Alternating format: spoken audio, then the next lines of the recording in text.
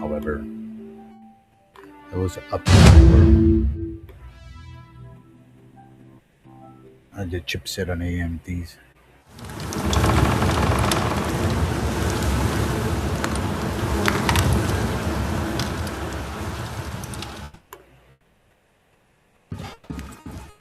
Good update.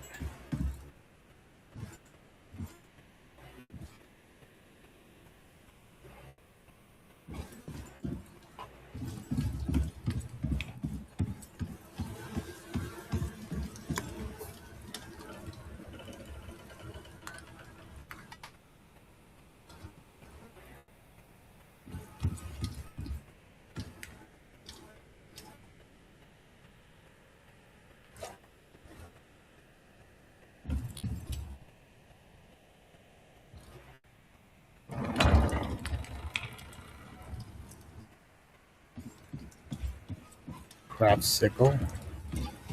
But I already got a sickle right here. Craft water pump.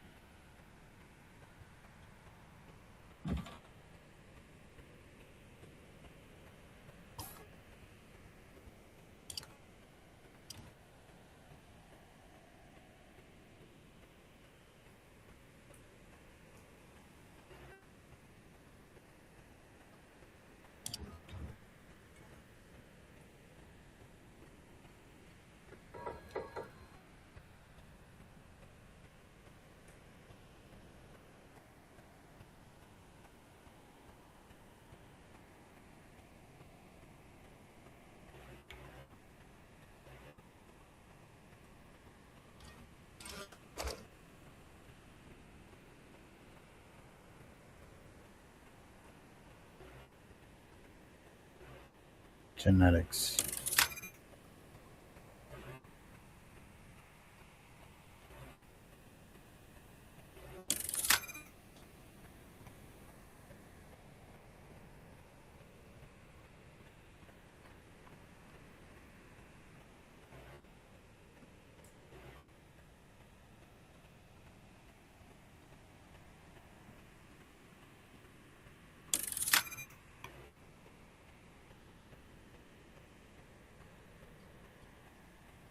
And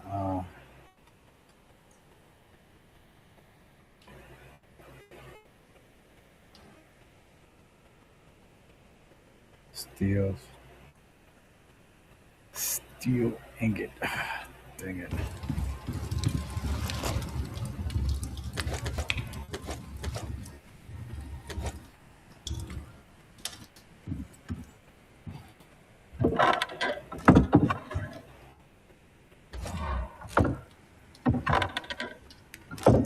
Wait, is that it right there? Yeah.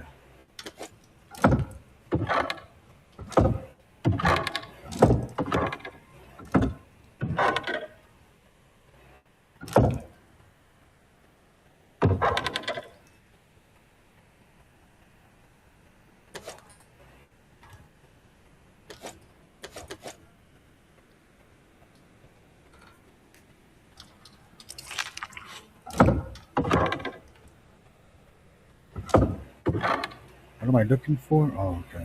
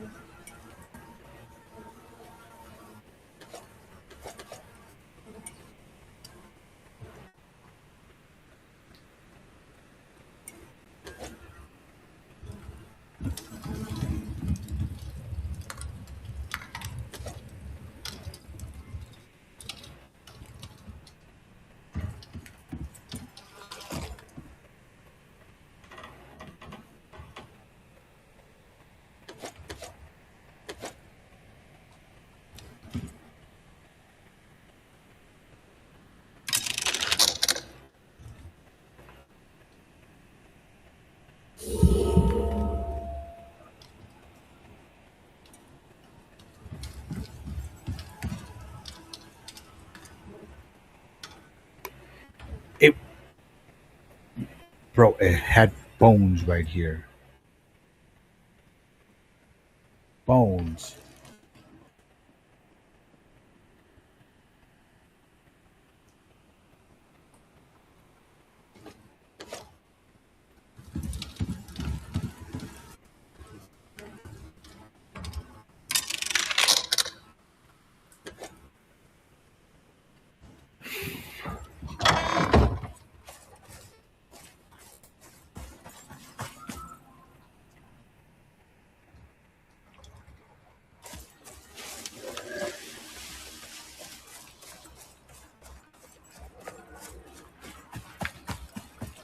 Silica.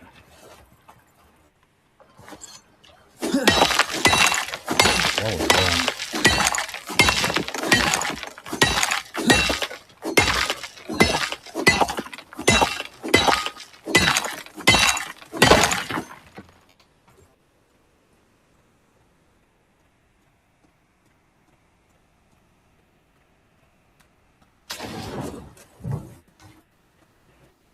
Limestone.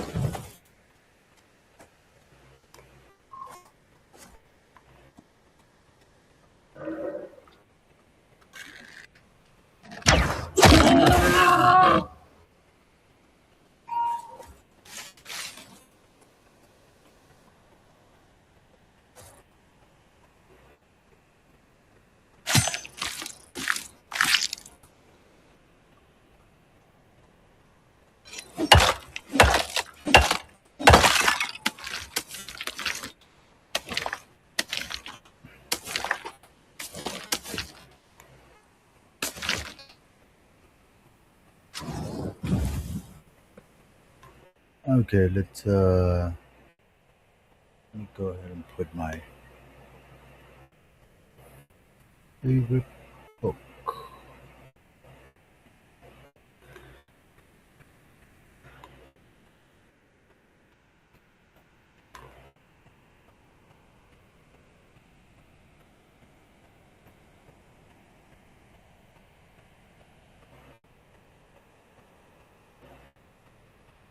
Village life together. So when he found the ideal apartment, he thought she'd be delighted. When she saw it, she went berserk. She'd been living in crummy little apartments all her life, and here Mindset, it was chapter all 5, over where I again. left off. Married people were supposed to live in nice houses with new cars parked outside. They both felt betrayed, and it didn't get any better from there. Couples may erroneously believe they agree on each person's rights and duties. Fill in the blank. As a husband, I have a right to, and my wife has the duty to. As a wife, I have the right to, and my husband has the duty to. Few things can make partners more furious than having their husband's violence. Few things can make a partner more furious than having the other feel entitled to something you don't think is coming to them. John Gottman was there. I've interviewed newlywed men who told me with pride, I'm not going to wash the dishes, no way, that's a woman's job. 2 years later, the same guys asked me, why don't my wife and I have sex anymore? Now, a couple may agree on traditional ways. It's up to them. But that's different from assuming it as an entitlement. When Janet, a financial analyst, and Phil, a skater, met, he had just gotten a new apartment. He was thinking he'd like to have a housewarming party, a dinner for a bunch of friends. When Janet said, let's do it, he was thrilled. Her emphasis was on the S. The us. Because she was more experienced and comfortable in her home, she did most of the preparation, and she did it gladly. She was delighted to see how happy he was to be having this event. The problem started after the guests arrived. Phil just went to the party. He acted like a guest, like she was supposed to come and the first interview would have been to come inside to have a discussion.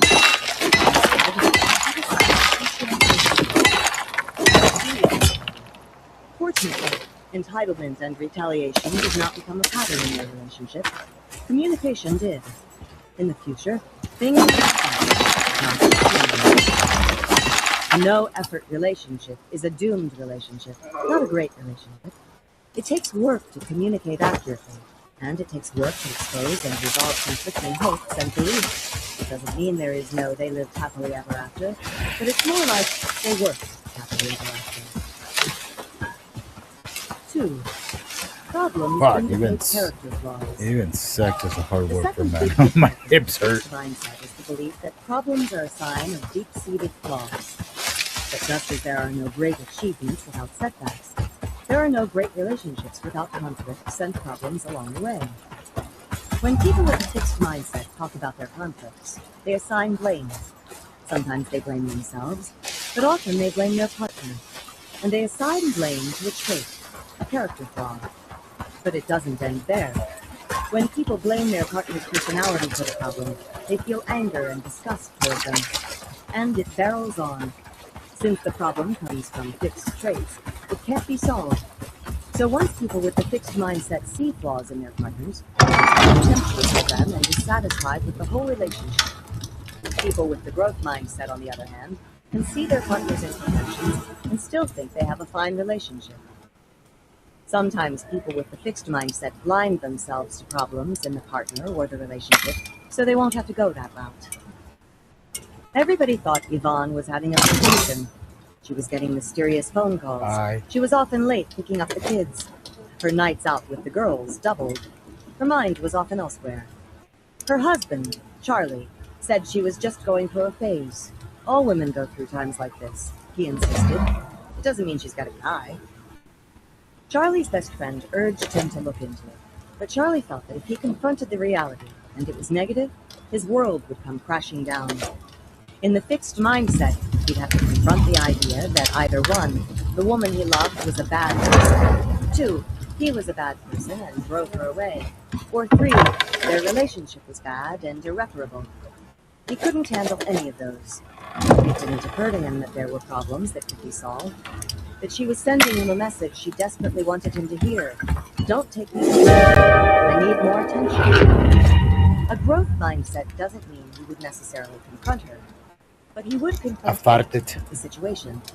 He'd think about what was wrong, maybe explore the issue with a counselor, and make an informed decision about what to do next. If there were problems to be solved, at least there'd be a chance. Each one a loser. Penelope's friends sat at home complaining that there were no good men. Penelope went out and found them. Each time, she would find a great guy and fall head over heels.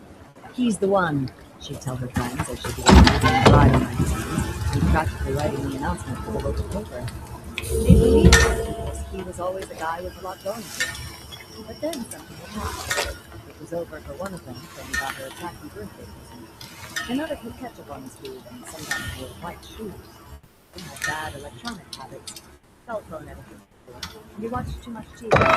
And this is only a partial. Assuming the traits were fixed, Penelope would decide that she lived with these flaws. Most of these were not deep, serious character problems that could be addressed. My husband and I have been together Dang almost it. a year. Clear message. I'm not mercenary, but good person. He said, off the house. That's what you say when you see you. I love you.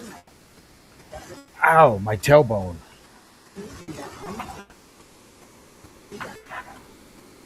No, we're out there.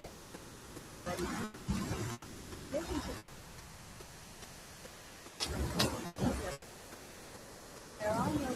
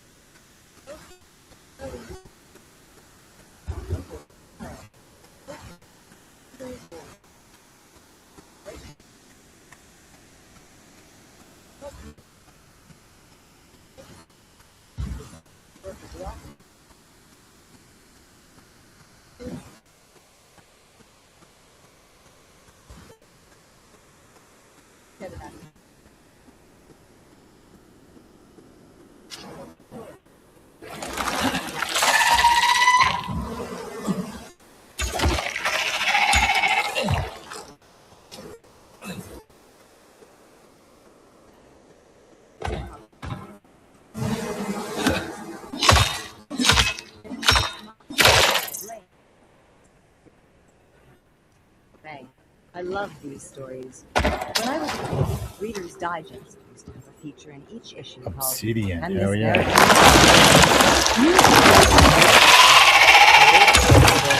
Fascinated by how those Americans go wrong.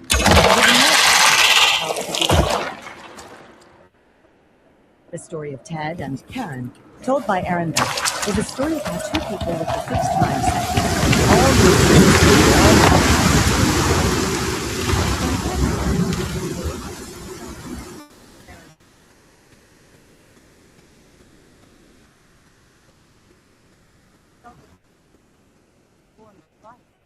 everything she says and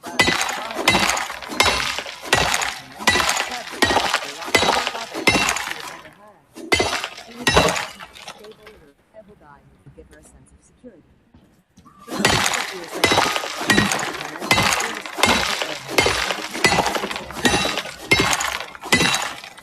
And Karen saw Ted as a judgmental tyrant, dissecting her every move. In the end, this marriage was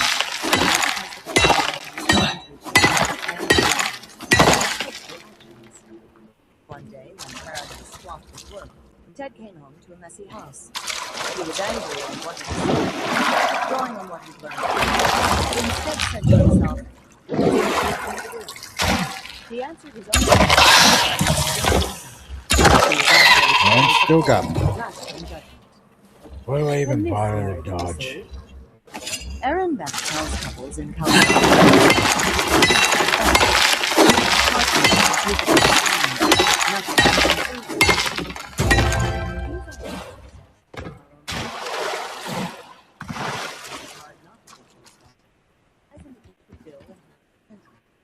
When he was president, his live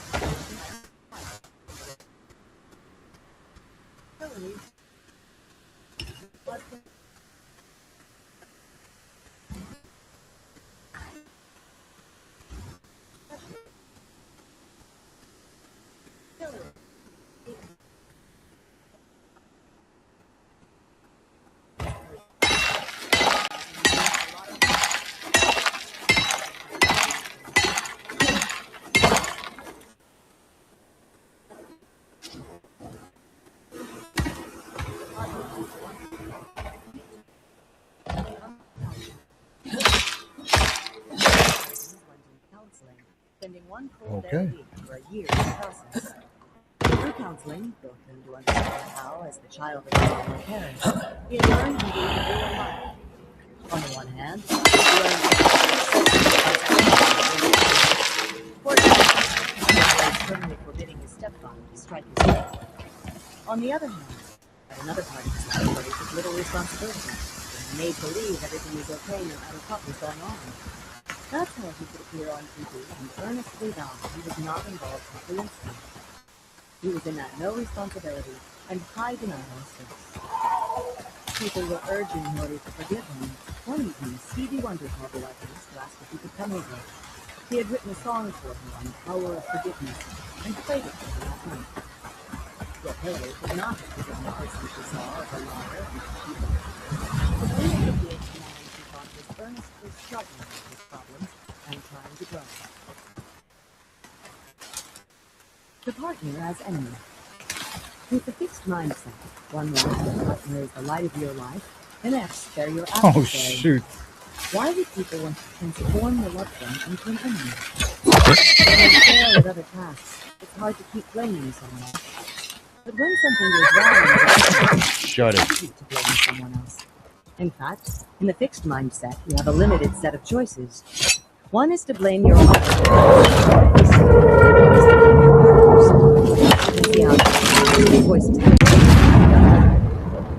As a legacy of my fixed mindset, I still have an irresistible urge to defend myself and assign blame when something in a relationship goes wrong. It's not my fault. To deal with this bad habit, my husband and I invented a third party, an imaginary man named Morris.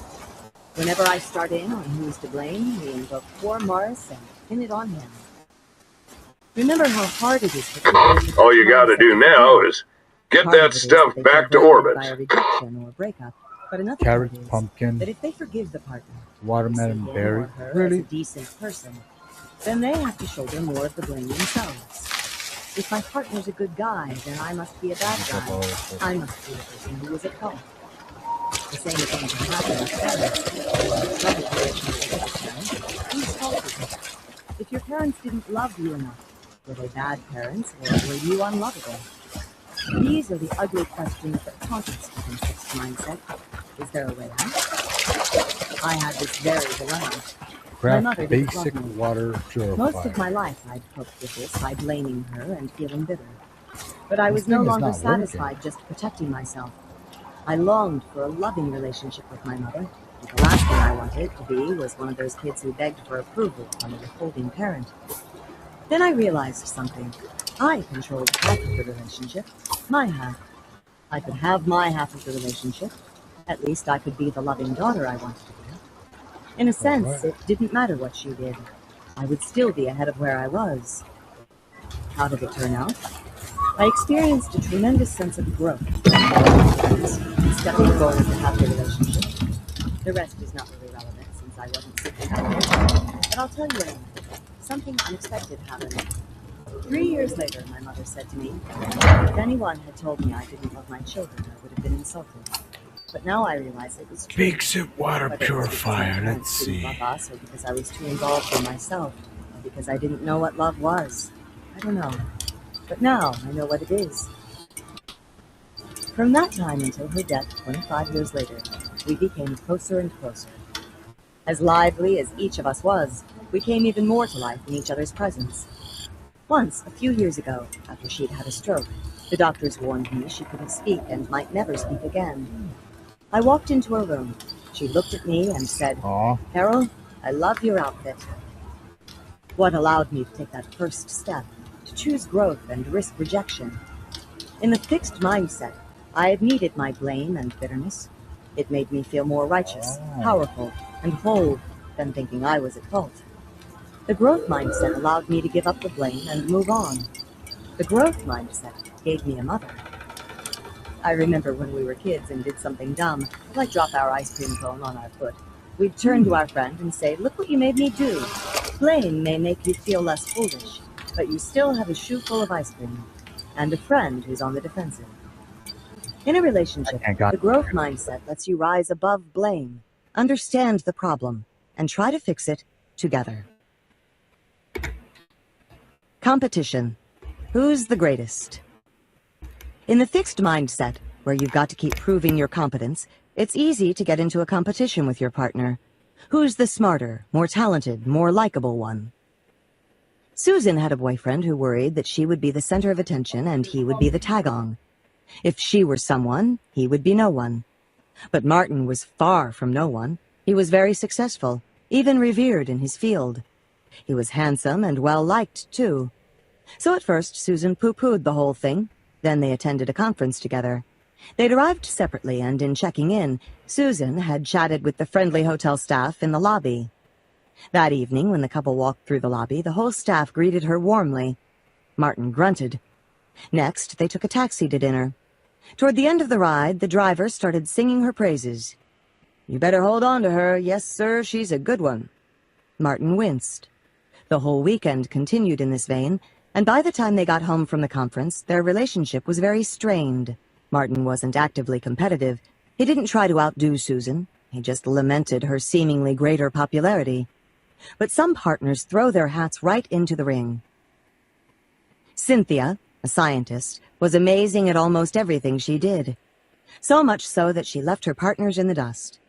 That might have been all right if she didn't always venture into their territory. She married an actor, and then started writing plays and acting in them superbly. She said she was just trying to share his life and his interests, but her part-time hobby outshone his career. He felt he had to escape from the relationship to find himself again.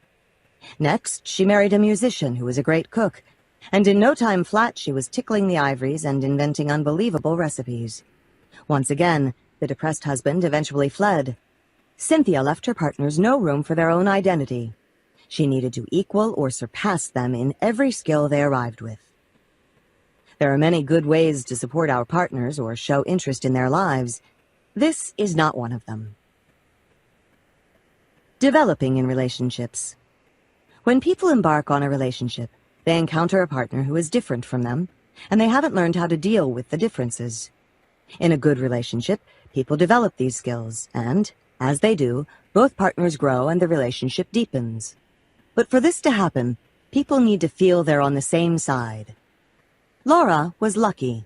She could be self-centered and defensive. She could yell and pout. But James never took it personally and always felt that she was there for him when he needed her. So when she lashed out, he calmed her down and made her talk things through with him. Over time, she learned to skip the yelling and pouting. As an atmosphere of trust developed, they became vitally interested in each other's development. James was forming a corporation, and Laura spent hours with him discussing his plans and some of the problems he was encountering. Laura had always dreamed of writing children's books. James got her to spell out her ideas and write a first draft. He urged her to contact someone they knew who was an illustrator. In the context of this relationship, each partner was helping the other to do the things they wanted to do and become the person they wanted to be. Not long ago, I was talking to a friend about the view some people hold of child-rearing, that parents make little difference. In explaining that view, she likened it to a marriage relationship. It's like partners in a marriage. Each comes to the relationship fully formed, and you don't expect to influence who the partner is. Oh no, I replied. To me, the whole point of marriage is to encourage your partner's development and have them encourage yours. By that, I didn't mean a My Fair Lady kind of thing where you attempt an extreme makeover on partners, who then feel they aren't good enough as they are. I mean helping partners, within the relationship, to reach their own goals and fulfill their own potential. This is the growth mindset in action. Friendship. Friendships, like partnerships, are places where we have a chance to enhance each other's development and to validate each other. Both are important. Friends can give each other the wisdom and courage to make growth-enhancing decisions, and friends can reassure each other of their fine qualities. Despite the danger of praising traits, there are times when we need reassurance about ourselves. Tell me I'm not a bad person for breaking up with my boyfriend. Tell me I'm not stupid even though I bombed on the exam. In fact, these occasions give us a chance to provide support and to give a growth message. You gave that relationship everything you had for 3 years, and you made no effort to improve things. I think you're right to move on. Or, what happened on that exam? Do you understand the material? Did you study enough? Do you think you need a tutor? Let's talk about it. But as in all relationships, people's need to prove themselves can tilt the balance in the wrong direction. Sherry Levy did a study that was not about friendship, but makes an important and relevant point. Levy measured adolescent boys' self-esteem and then asked them how much they believed in negative stereotypes about girls. For example, how much did they believe that girls were worse in math or that girls were less rational than boys? She then measured their self-esteem again. Boys who believed in the fixed mindset showed a boost in self-esteem when they endorsed the stereotypes. Thinking that girls were dumber and more scatterbrained made them feel better about themselves. Boys with the growth mindset were less likely to agree with the stereotypes, but even when they did, it did not give them an ego boost. This mentality can intrude on friendships. The lower you are, the better I feel, is the idea. One day I was talking to a dear, wise friend. I was puzzled about why she put up with the behavior of some of her friends. Actually, I was puzzled about why she even had these friends. One often acted responsibly. Another flirted shamelessly with her husband. Her answer was that everyone has virtues and foibles, and that really, if you looked only for perfect people, your social circle would be impoverished. There was, however, one thing she would not put up with. People who made her feel bad about herself. We all know these people. They can be brilliant, charming, and fun, but after being with them, you feel diminished. You may ask, am I just doing a number on myself? But it is often them trying to build themselves up by establishing their superiority and your inferiority. It could be by actively putting you down. or it could be by the careless way they treat you. Either way, you are a vehicle for, and a casualty of, confirming their worth. I was at a friend's 50th birthday party, and her sister gave a speech, supposedly in her honor. Her sister talked about my friend's insatiable sexual appetite, and how lucky it was she found a younger man to marry who could handle it. All in good fun, she took care of my friend's looks, brains, and mothering skills. After this tribute, I suddenly recalled the saying, "With friends like this, you don't need enemies." It's difficult to realize when friends don't wish you well. One night I had the most vivid dream. Someone I knew well, came into my house and one by one took all my prized possessions. In the dream, I could see what was happening, but I couldn't see who it was. At one point, I asked the intruder, "Couldn't you please leave that one? It means a lot to me." But the person just kept taking everything of value. The next morning, I realized who it was and what it meant. For the past year, a close friend had been calling upon me constantly to help him with his work. I obliged. He was under a great deal of stress, and I was at first happy to use whatever skills I had for his benefit. But it was endless. It was not reciprocal. And on top of that, he punished me for it. "Don't think you could ever do work this good.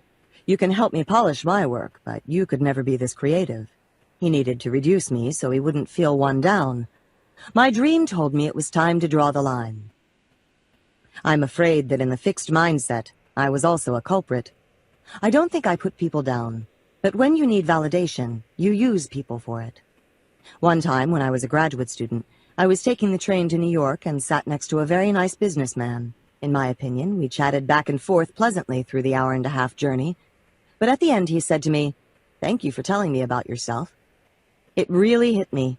He was the dream validator, handsome, intelligent, successful, and that's what I had used him for. I had shown no interest in him as a person, only in him as a mirror of my excellence. Luckily for me, what he mirrored back was a far more valuable lesson. Conventional wisdom says that you know who your friends are in your times of need. And of course, this view has merit. Who will stand by you day after day when you're in trouble? However, sometimes an even tougher question is, who can you turn to when good things happen? When you find a wonderful partner, when you get a great job offer or promotion, when your child does well, who will be glad to hear it? Your failures and misfortunes don't threaten other people's self-esteem. Ego-wise, it's easy to be sympathetic to someone in need. It's your assets and your successes that are problems for people who derive their self-esteem from being superior. Shyness. In some ways, shyness is the flip side of what we've been talking about. We've been examining people who use others to buoy themselves up. Shy people worry that others will bring them down. They often worry about being judged or embarrassed in social situations. People's shyness can hold them back from making friends and developing relationships. When they're with new people, shy people report that they feel anxious, their hearts race, they blush, they avoid eye contact, and they may try to end the interaction as soon as possible. Underneath it all, shy people may be wonderful and interesting, but they often can't show it with someone new, and they know it. What can mindsets teach us about shyness? Jennifer Beers studied hundreds of people to find out. She measured people's mindsets, she assessed their shyness, and then she brought them together 2 at a time to get acquainted. The whole thing was filmed, and later on, trained raters watched the film and evaluated the interactions. Beer found, first, that people with the fixed mindset were more likely to be shy. This makes sense. The fixed mindset makes you concerned about judgment, and this can make you more self-conscious and anxious. But there were plenty of shy people with both mindsets, and when she looked at them more closely, she found something even more interesting. Shyness harmed the social interactions of people with the fixed mindset, but did not harm the social relations of people with the growth mindset. The observers' ratings showed that, although both fixed and growth-minded, shy people looked very nervous for the first 5 minutes of the interaction. After that, the shy growth-minded people showed greater social skills, were more likable, and created a more enjoyable interaction. In fact, they began to look just like non-shy people. This happened for good reasons. For one thing, the shy, growth-minded people looked on social situations as challenges. Even though they felt anxious, they actively welcomed the chance to meet someone new. The shy, fixed people, instead, wanted to avoid meeting someone who might be more socially skilled than they were. They said they were more worried about making mistakes, so the fixed and growth mindset people confronted the situation with different attitudes. One embraced the challenge and the other feared the risk. Armed with these different attitudes, the shy growth mindset people felt less shy and nervous as the interaction wore on. But the shy fixed mindset people continued to be nervous and continued to do more socially awkward things, like avoiding eye contact or trying to avoid talking. You can see how these different patterns would affect making friends. The shy growth mindset people take control of their shyness. They go out and meet new people, and after their nerves settle down, their relationships proceed normally. The shyness doesn't tyrannize them. But for fixed mindset people, the shyness takes control.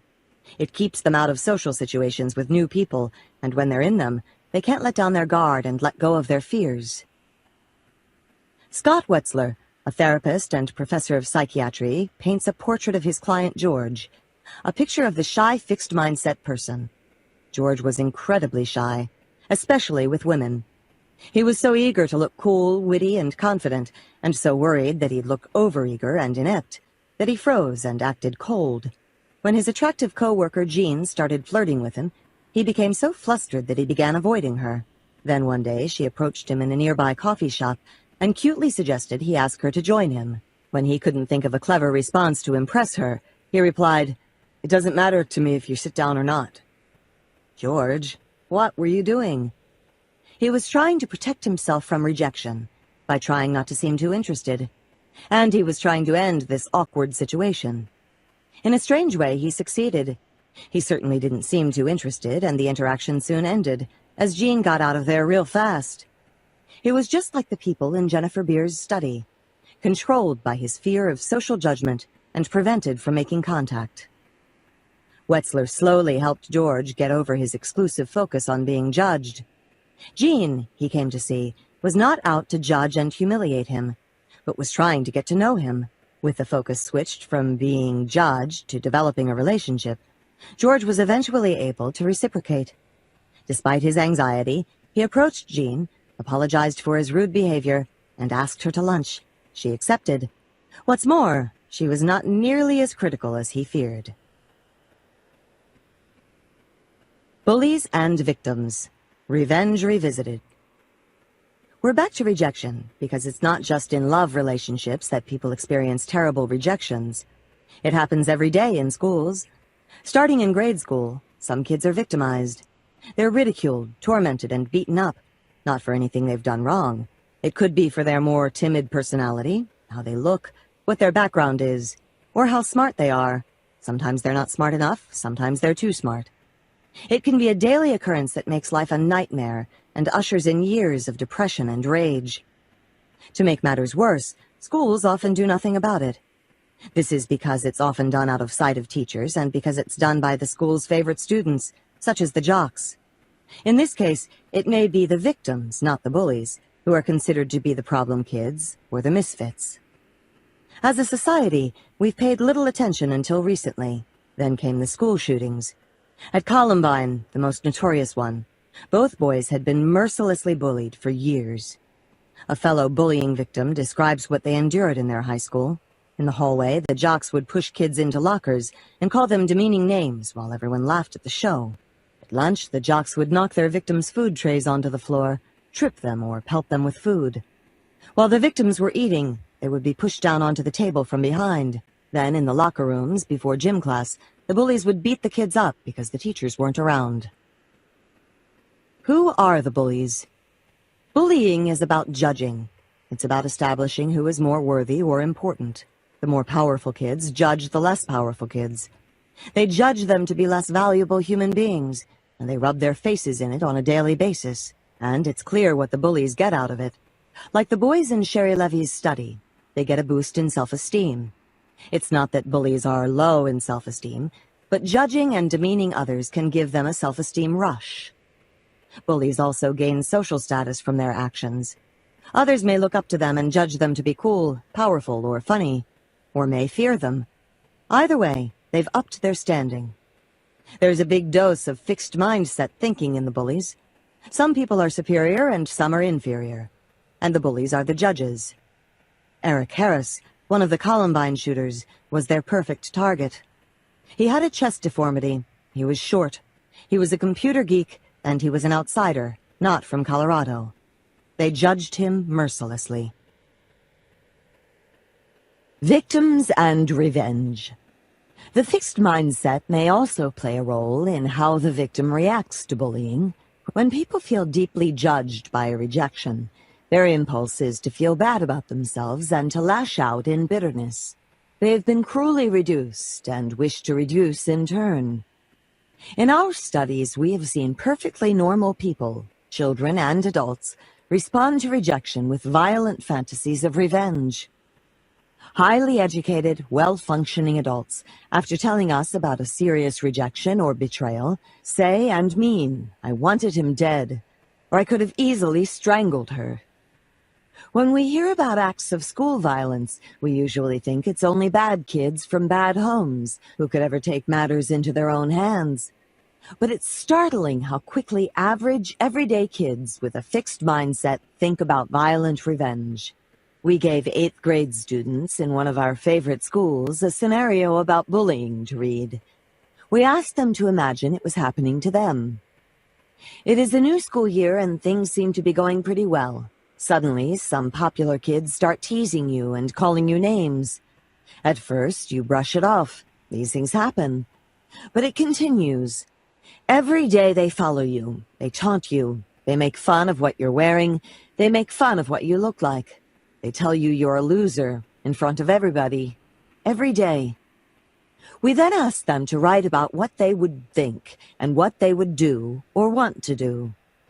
First, the students with the fixed mindset took the incident more personally. They said, "I would think I was a nobody and that nobody likes me," or "I would think I was stupid and weird and a misfit." Then they wanted violent revenge, saying they'd explode with rage at them, punch their faces in, or run them over. They strongly agreed with the statement, "My #1 goal would be to get revenge." They had been judged and they wanted to judge back. That's what Eric Harris and Dylan Klebold, the Columbine shooters, did. They judged back. For a few long, terrible hours, they decided who would live and who would die. In our study, the students with the growth mindset were not as prone to see the bullying as a reflection of who they were. Instead, they saw it as a psychological problem of the bullies, a way for the bullies to gain status or charge their self-esteem. I'd think that the reason he is bothering me is probably because he has problems at home or at school with his grades. Or they need to get a life, not just feel good if they make me feel bad. Their plan was often designed to educate the bullies. I would really actually talk to them. I would ask them questions. Why are they saying all these things, and why are they doing all of this to me? Or confront the person and discuss the issue. I would feel like trying to help them see they are not funny. The students with the growth mindset also strongly agreed that I would want to forgive them eventually, and my #1 goal would be to help them become better people. Whether they'd succeed in personally reforming or educating determined bullies is doubtful. However, these are certainly more constructive first steps than running them over. Brooks Brown, a classmate of Eric Harris and Dylan Klebold, was bullied from 3rd grade on. He suffered tremendously, yet he didn't look for revenge. He rejected the fixed mindset and the right of the people to judge others, as in, "I'm a football player and therefore I'm better than you," or "I'm a basketball player. Pathetic geeks like you are not on my level." More than that, he actively embraced a growth mindset. In his own words, people do have the potential to change. Even maybe Eric Harris, the more depressed, hostile leader of the shootings. Brown had had a very serious run-in with Eric Harris several years before.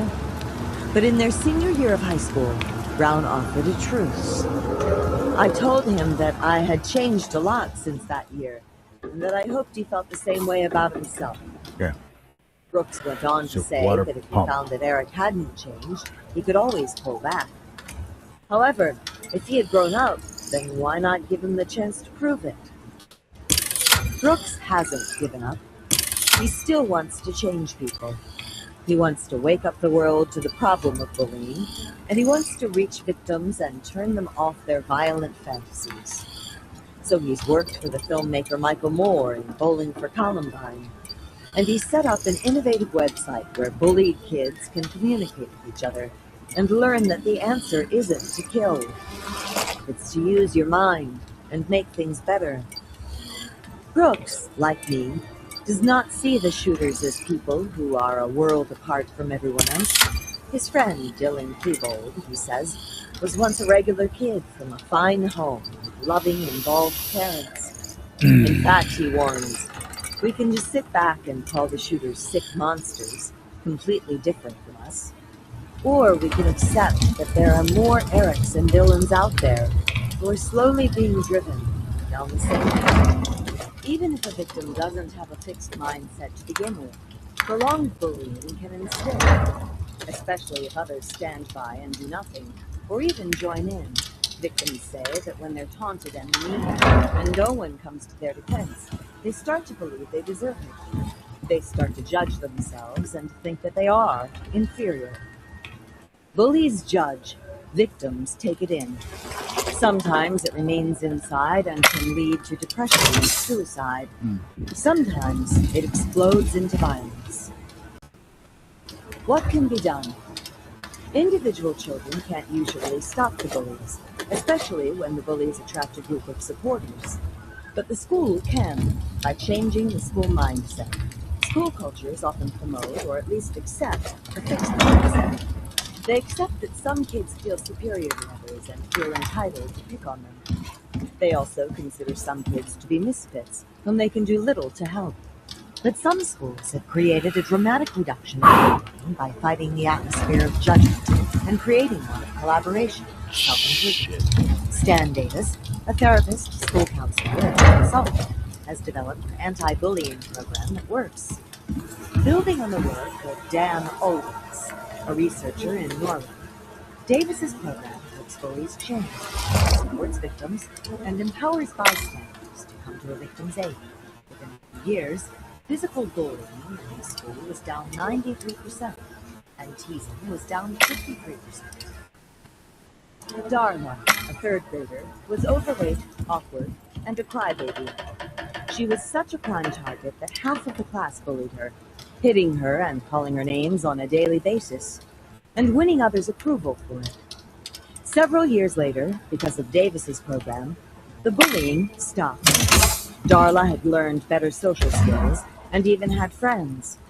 Then Darla went to middle school, and after a year, came back to report what had happened.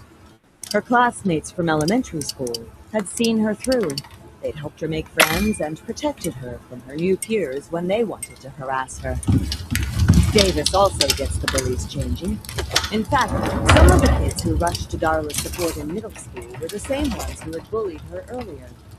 What Davis does is this. First, while enforcing consistent discipline, he doesn't judge the bully as a person. No criticism is directed at traits. Instead, he makes them feel liked and welcomed at school every day. Then he praises every step in the right direction. But again, he does not praise the person. He praises their effort. I notice that you have been staying out of fights. That tells me you are working on getting along with people. You can see that Davis is leading students directly to the growth mindset. He is helping them see their actions as part of an effort to improve. Even if the change was not intentional on the part of the bullies, they may now try to make it so. Stan Davis has incorporated our work on praise and fine this program, and it has worked. This is a letter I got from him. Dear Dr. Ford, your research has radically changed the way I work with students. I am already seeing positive results from my own different use of language to give feedback to young people. Next year, our whole school is embarking on an initiative to build student motivation based on growth feedback. Yours, Stan Davis. Time Given, the renowned child psychologist, also shows how teachers can pull bullies away from judgment and toward improvement and passion. Here is a letter from a teacher to an 8-year-old bully in her class. Notice that she doesn't imply he's a bad person, and she shows respect by referring to his leadership, by using big words, and by asking for his advice. Dear Jen, Andy's mother has told me that her son has been made very unhappy this year. Name-calling and ostracism left him sad and lonely. I feel concerned about the situation. Your experience as a leader in your class makes you a likely person for me to turn to for advice. I value your ability to sympathize with those who suffer. Please write me your suggestions about how we can help Andy. Sincerely, your teacher. In a New York Times article on bullying, Eric Harris and Dylan Klebold are referred to as two misfit teenagers. It's true, they didn't fit in. But you never hear the bullies referred to as misfits, because they weren't. They fit right in. In fact, they defined and ruled the school culture. The notion that some people are entitled to brutalize others is not a healthy one. Stan Davis points out that as a society, we rejected the idea that people were entitled to brutalize blacks and harass women. Why do we accept the idea that people are entitled to brutalize others? By doing so, we also insult the bullies. We tell them we don't think they're capable of more, and we miss the chance to help them become. Grow your mindset. After your death, you will judge living in hope, the hopeful of forgiving, learning, and moving on. Think the worst suggestion you ever had. Get in touch with all of them and see if you can do it from a growth mindset. See what happens. Something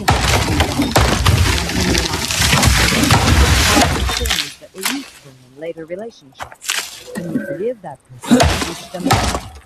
Can you let go of the bitterness? Picture your ideal relationship. Does it involve perfect compatibility? No disagreements, no compromises, no hard work. Please think again.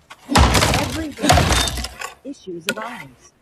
Try to see them from a growth mindset. Problems can be a vehicle for developing greater understanding and intimacy. Allow your partner to air different differences. Listen carefully and discuss them. You may be surprised at the person. Are you a blamer like me? It's not good for you to blame everything on your partner. Please blame Mars and blame him. Better yet, work towards curing yourself of the need to blame. Move beyond thinking about fault and blame all the time. Think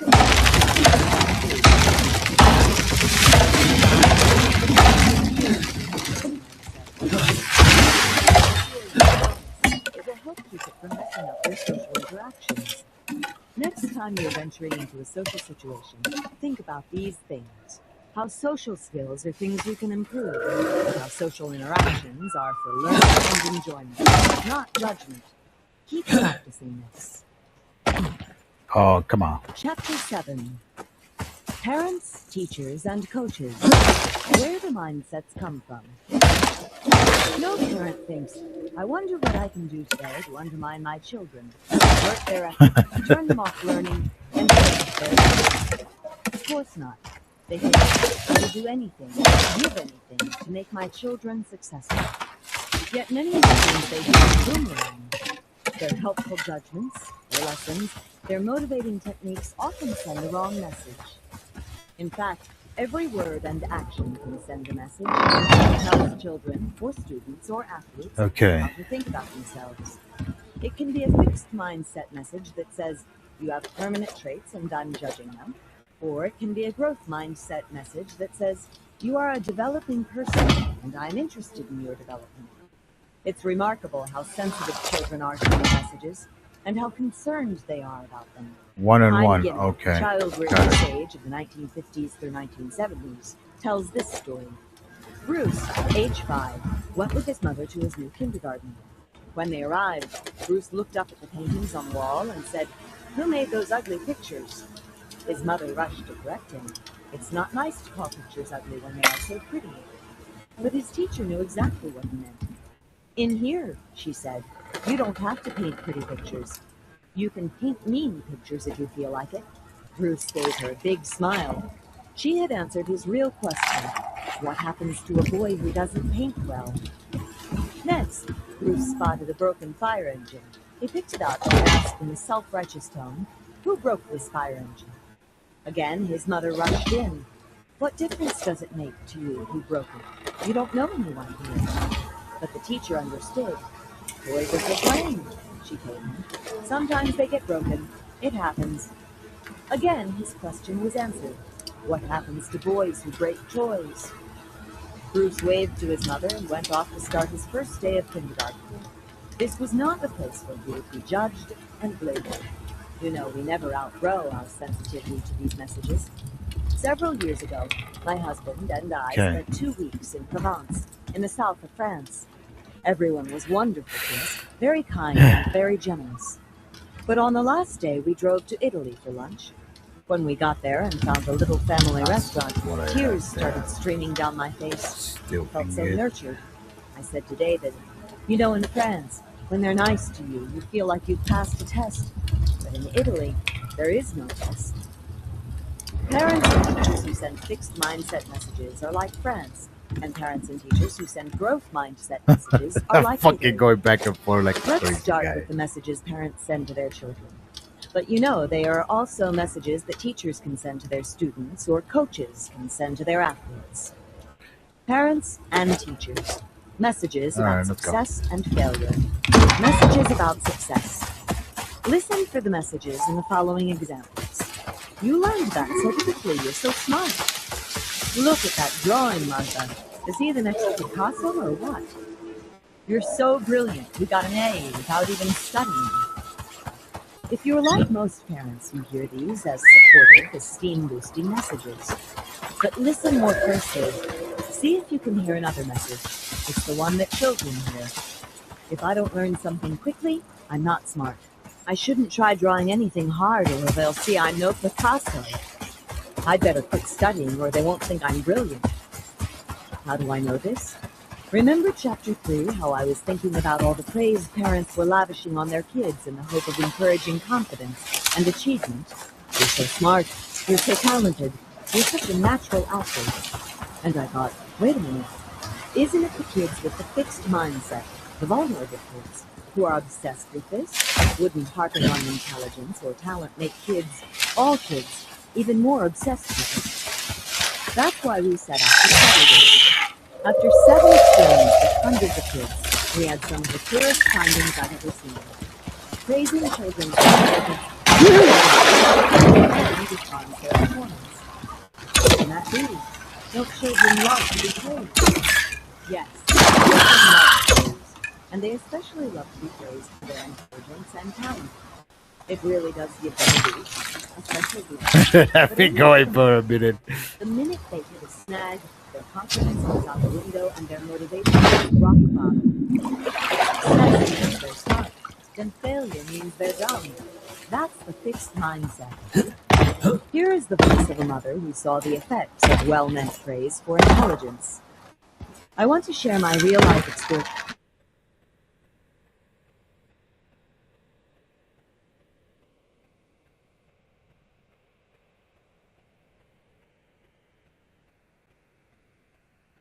Dang it. My audio went out. I'm sure it went out on you guys too. So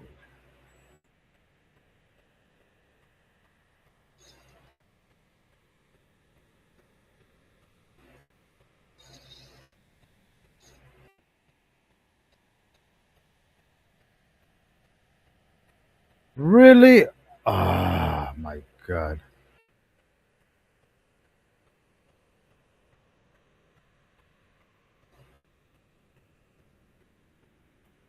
Well,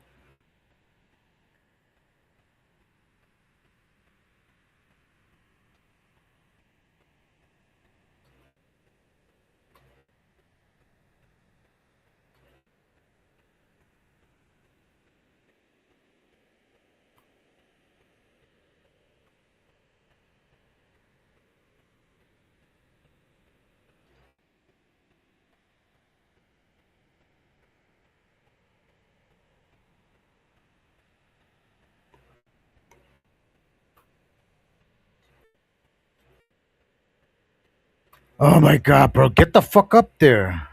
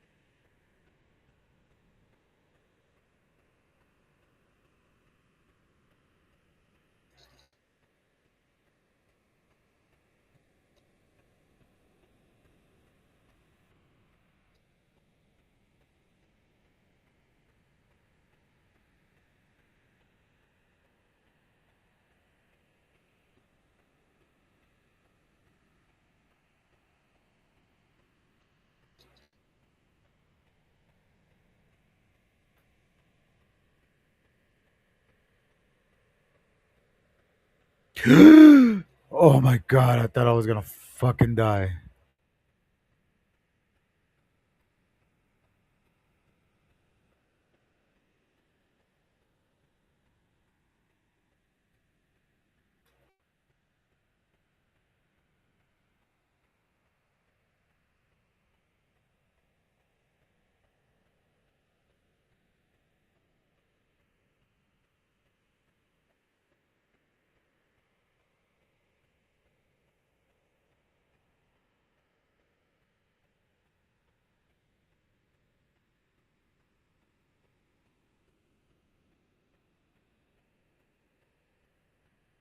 What the fuck?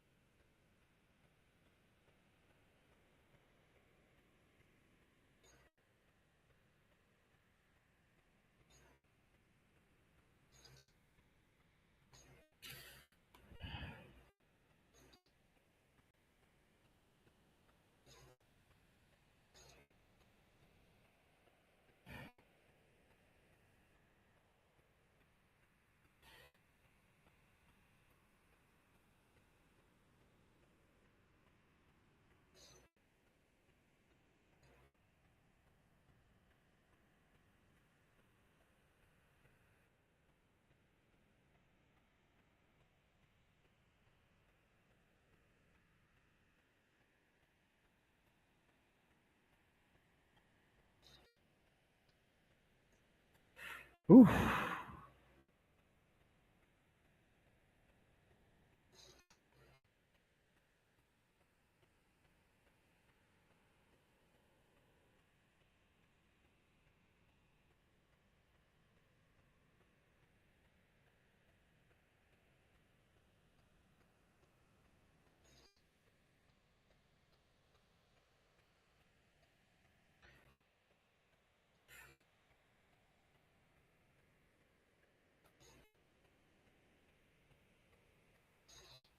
Oh, this is personal. Fuck you.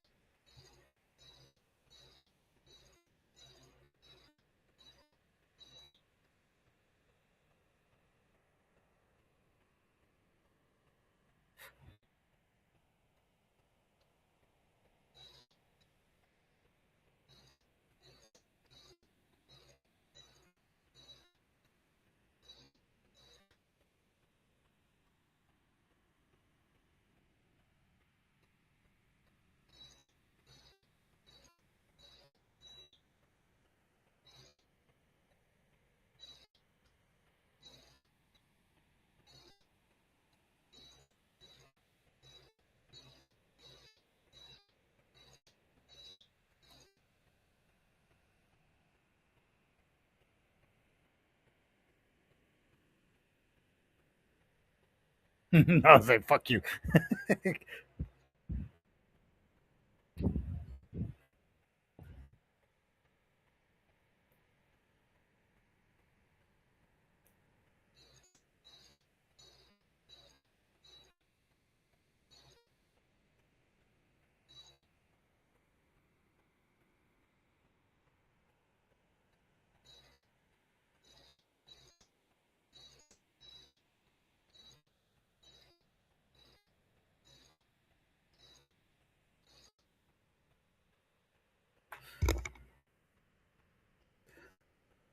Oh,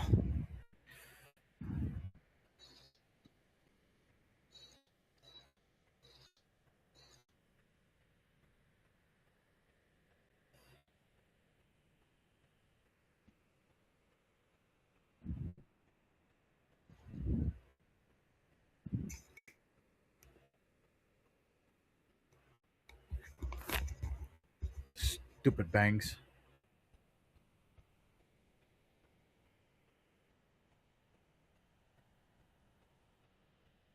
I miss my crew cut, but nobody knows how to fucking do it here.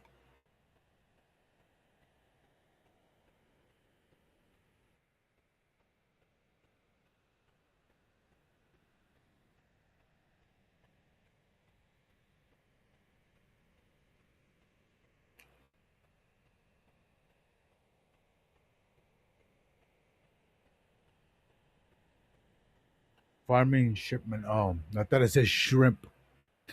Why did I read that?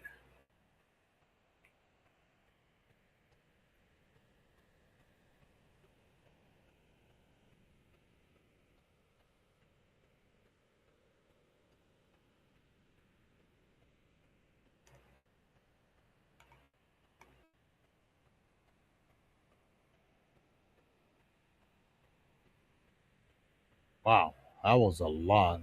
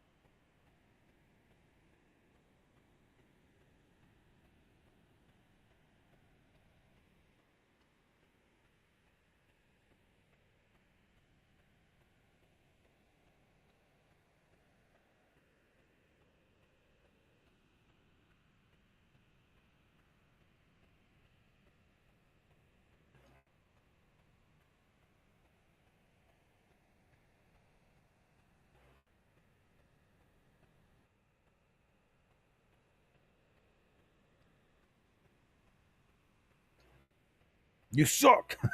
That's what you could have said. You suck.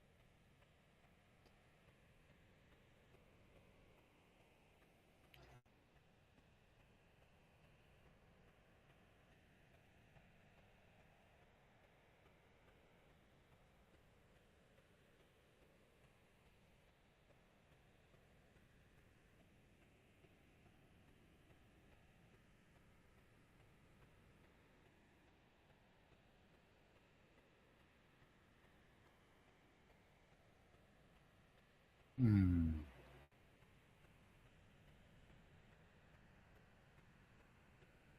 Hmm.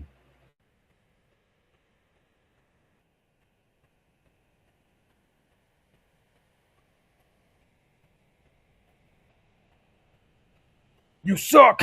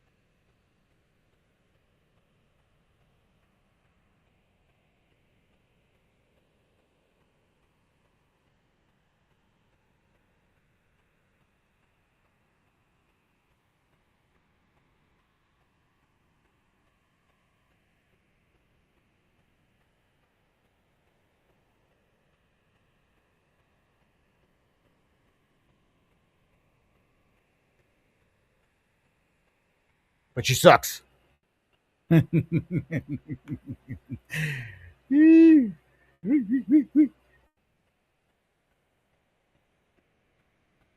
Yeah.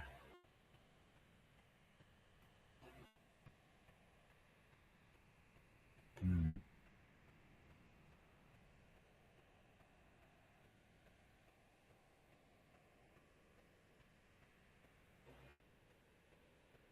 Vegetable oil. Yeah.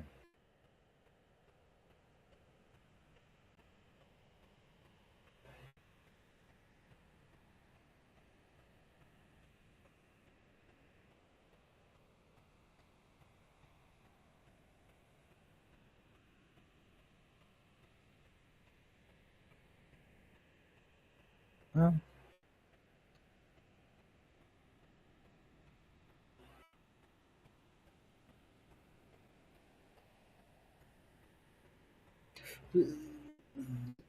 okay. Water pump.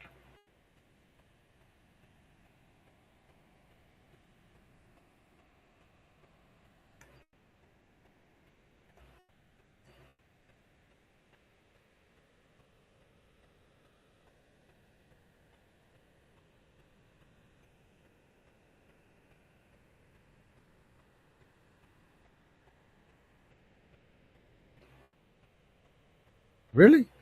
Oh.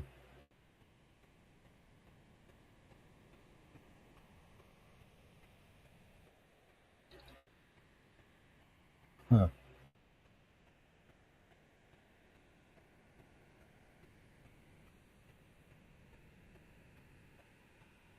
I need 4 for now.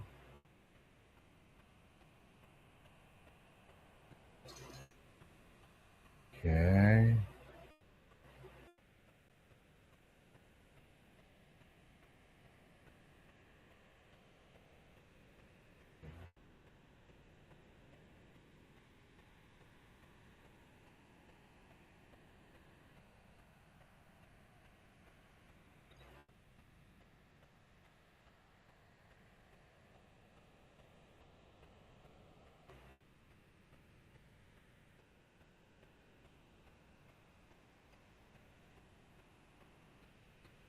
It'll be a while since this deal's done. Wait. Dang.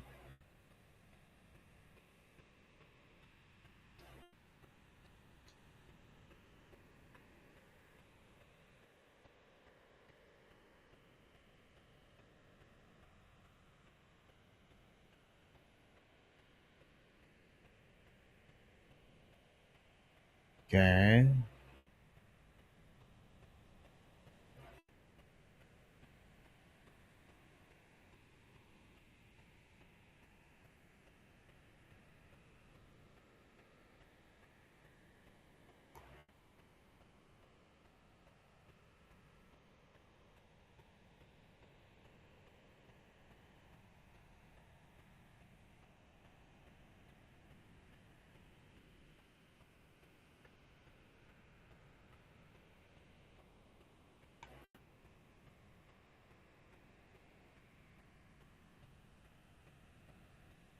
Okay.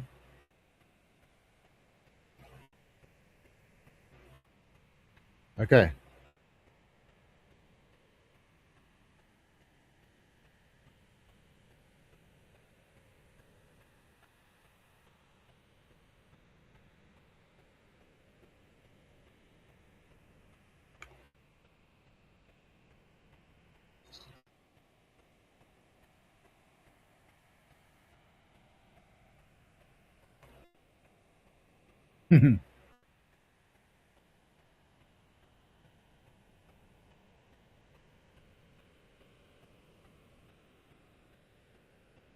Whoops.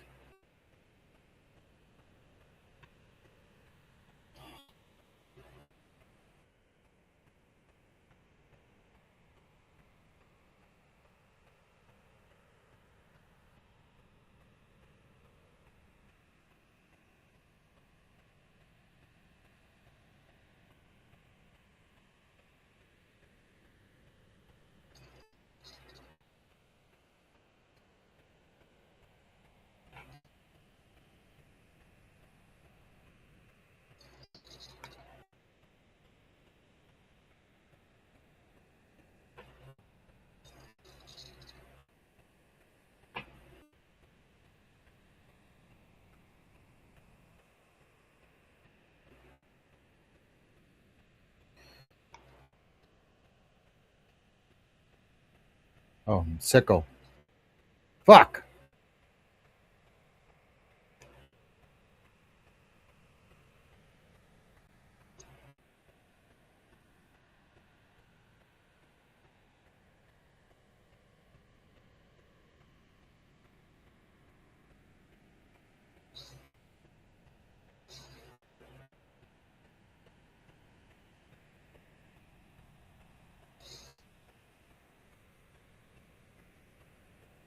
Okay.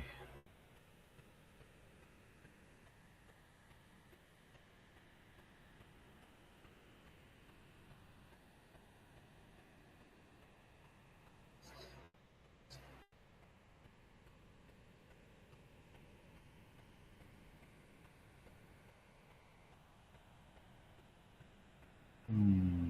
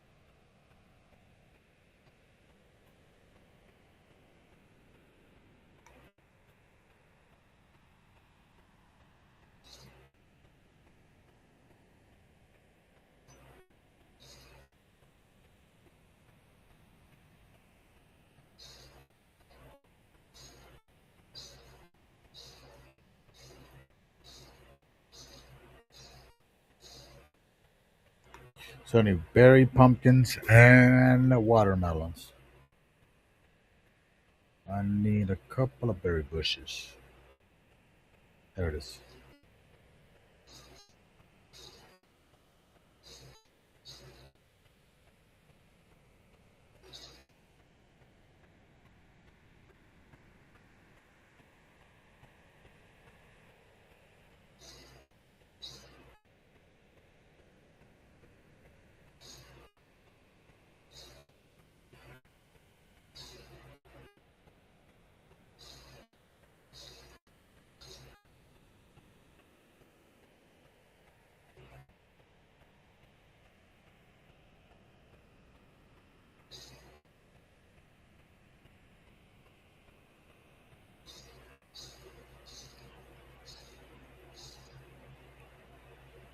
Oh shit.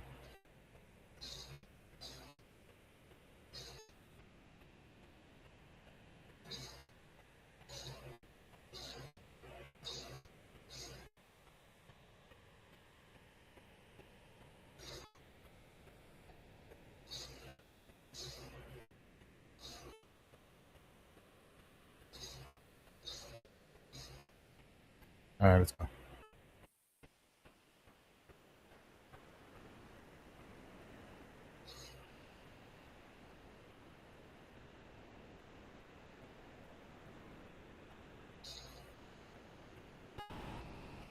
Mm-hmm.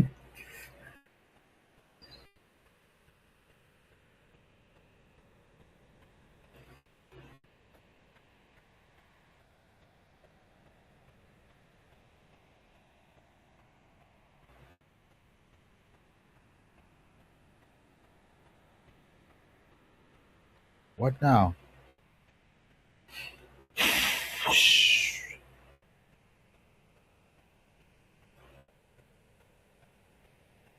Oh wait.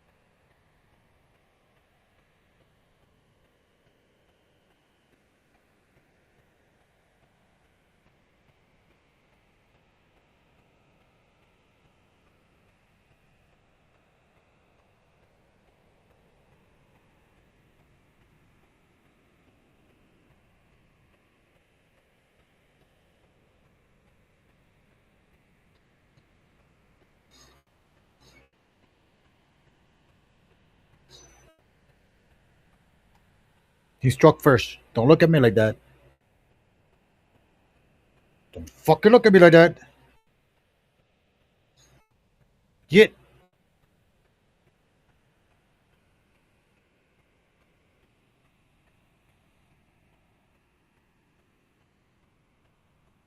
Kiwis. What the hell is this one here?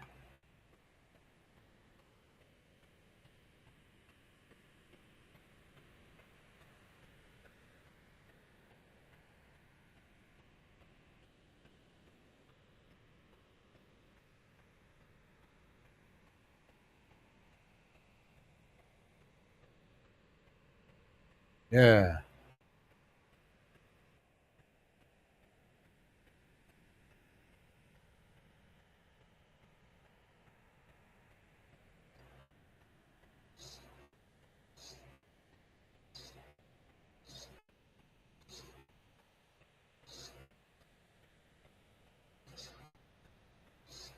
Okay.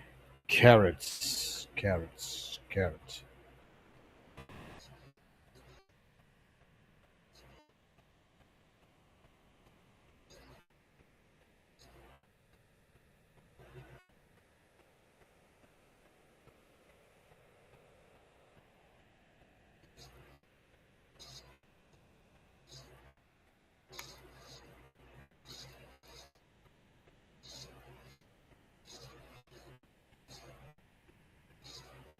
Mm, pumpkins. Oh crap.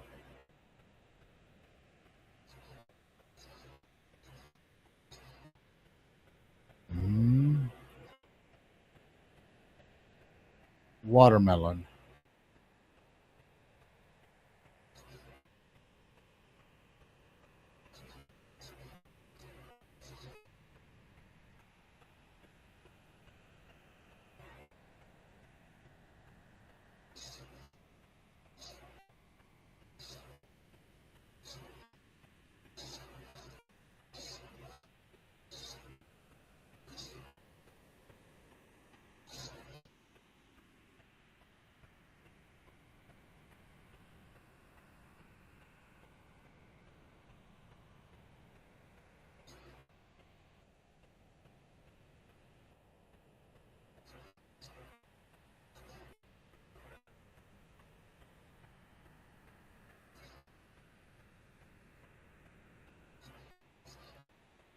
And berries.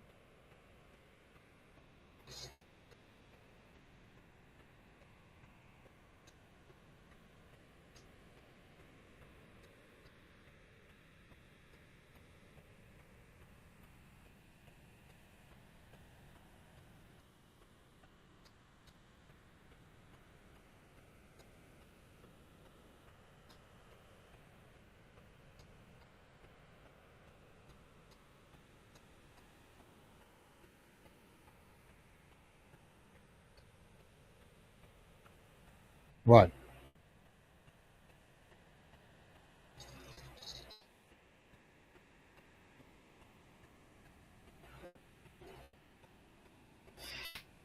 Really, bro? Oh.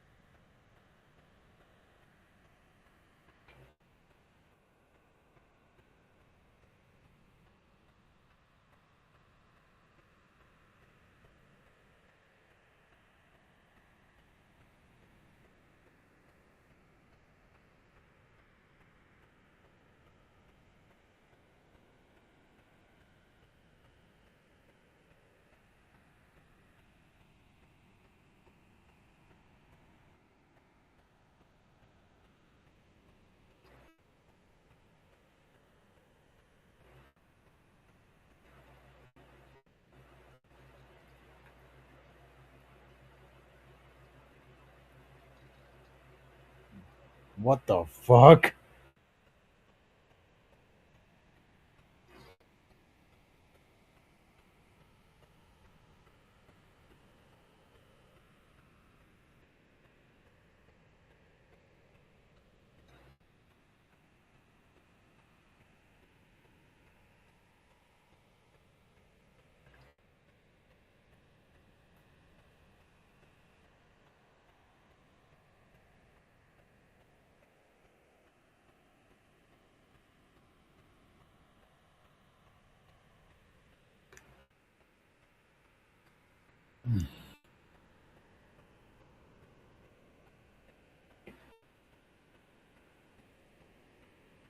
Mines can shit.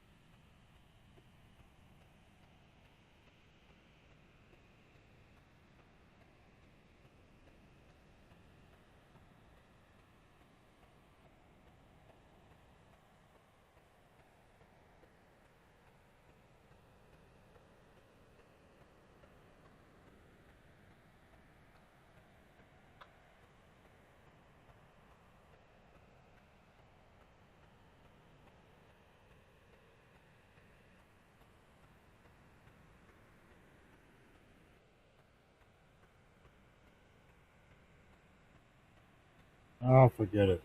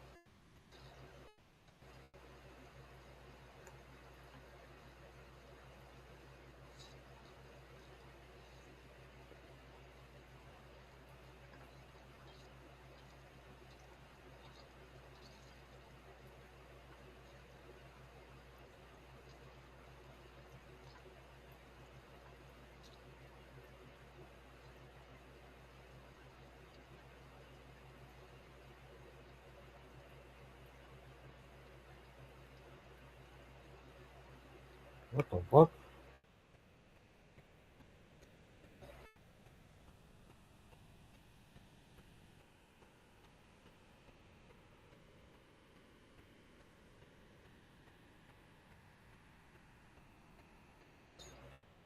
Lucky.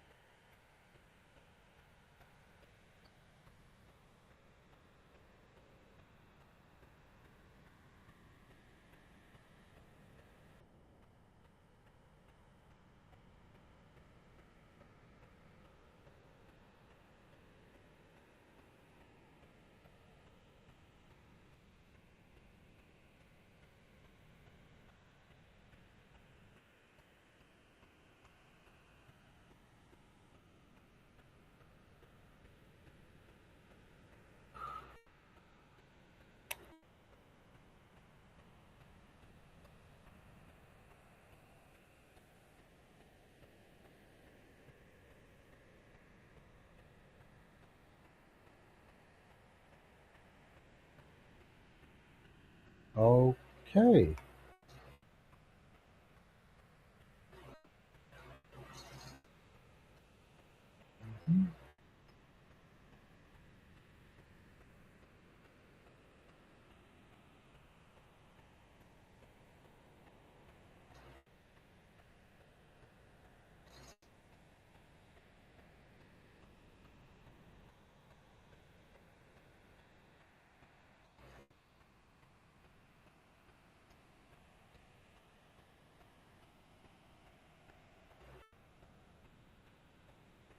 Good.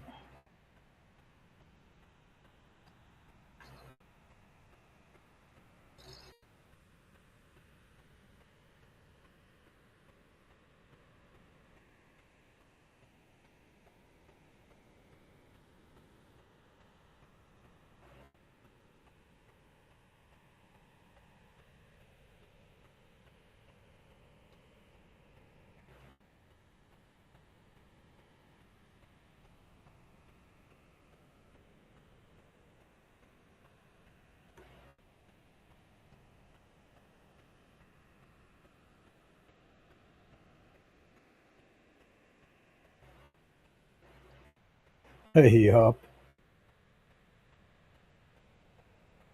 I suffer from that.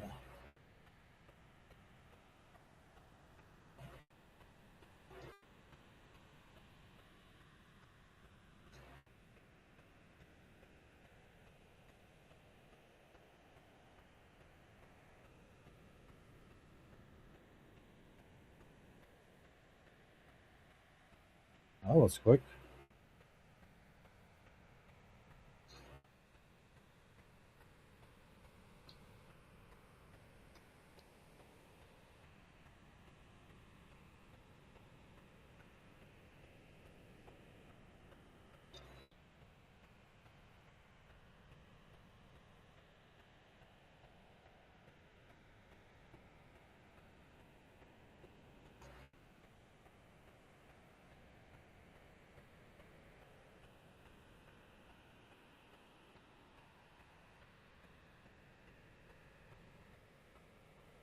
You know what?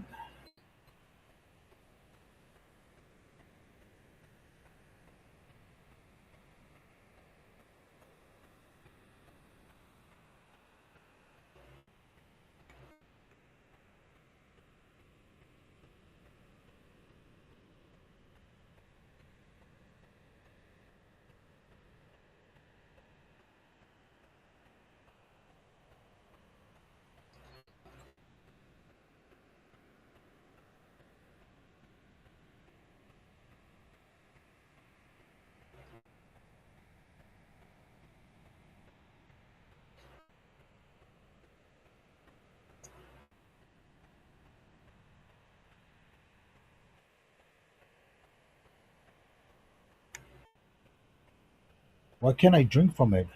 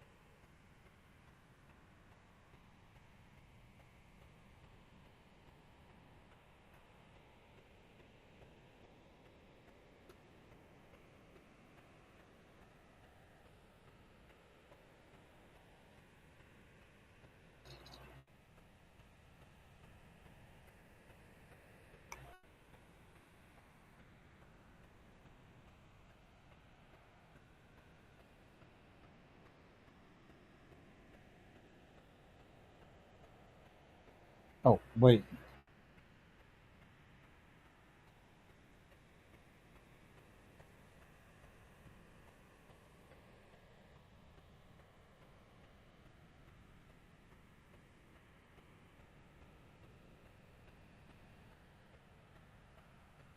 Where is my fucking. Ugh.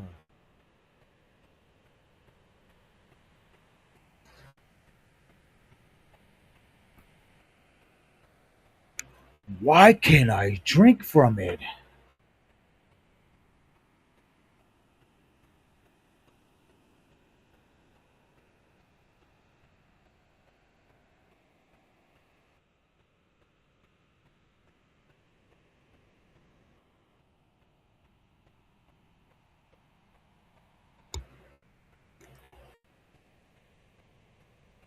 Thing's bugged.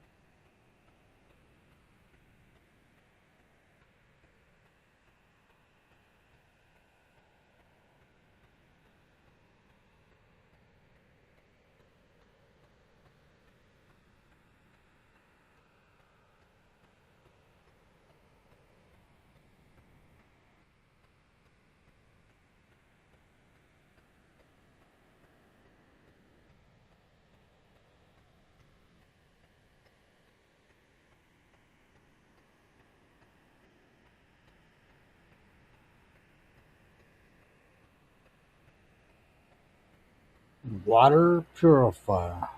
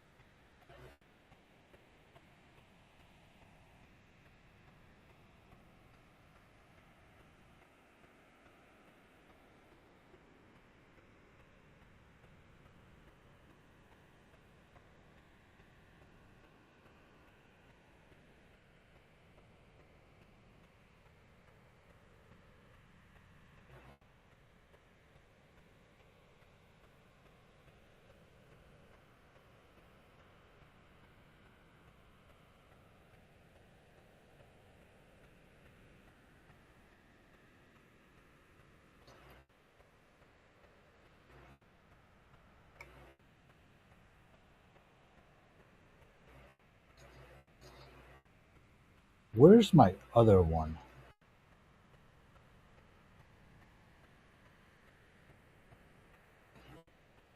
There it is.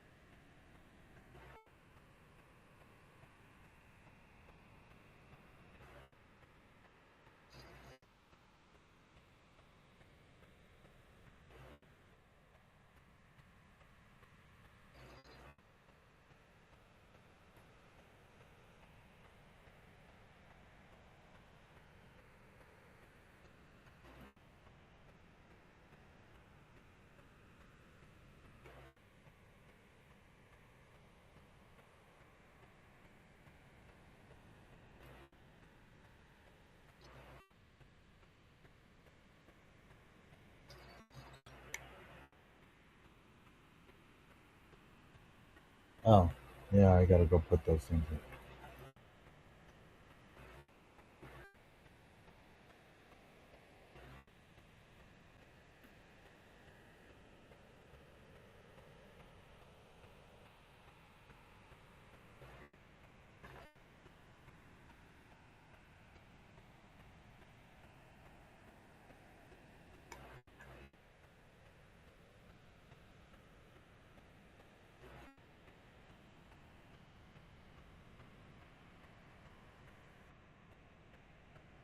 What the fuck, dude? Why am I stuck?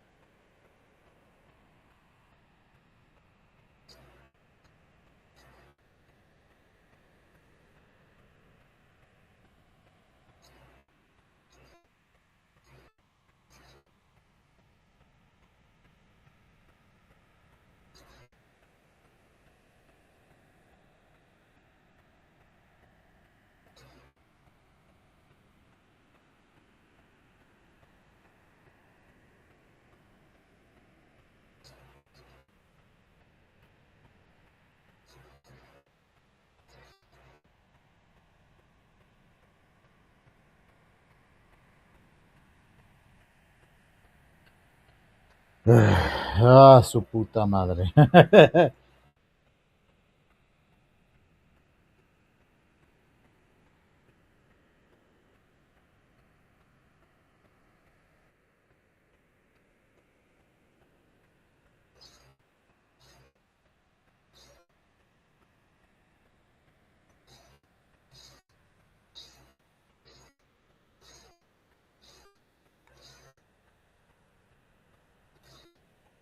200 carats.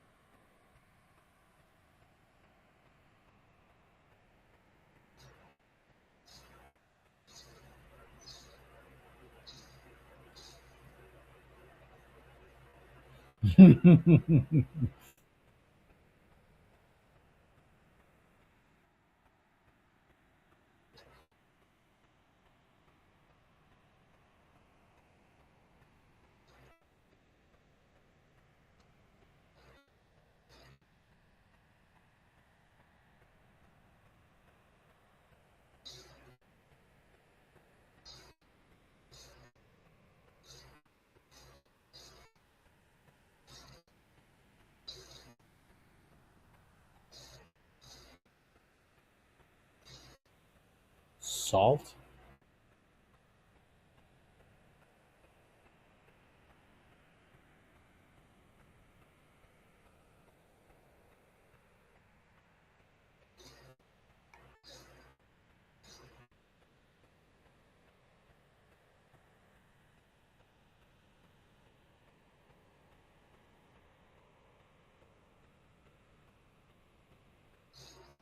Oh, shit.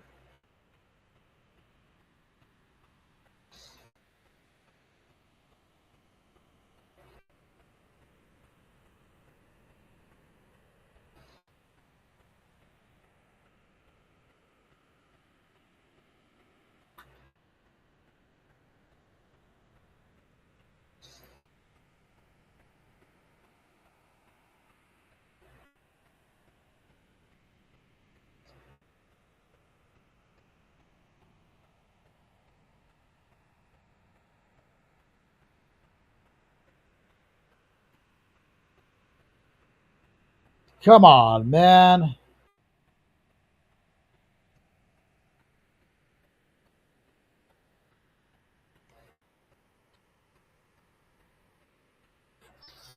Fuck!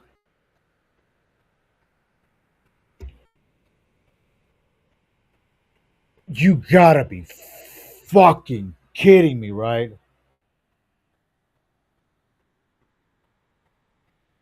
Where the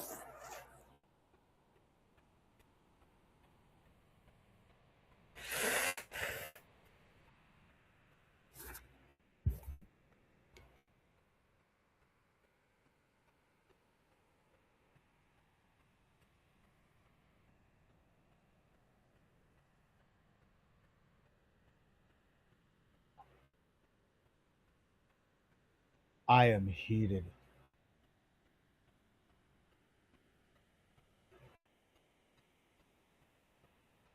Break it. I don't care.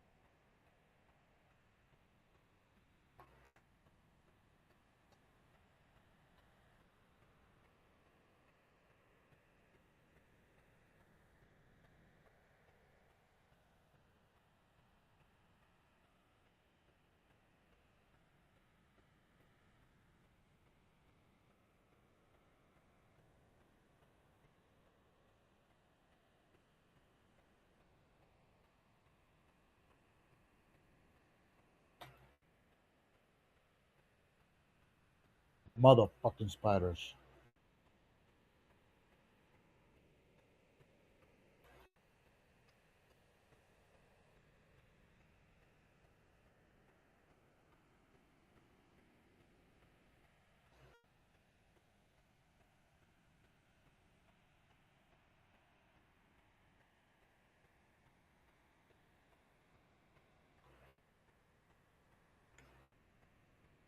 Out of the entire forest, it had to be in front of me. A fucking log. Oh, I'm so fucking heated.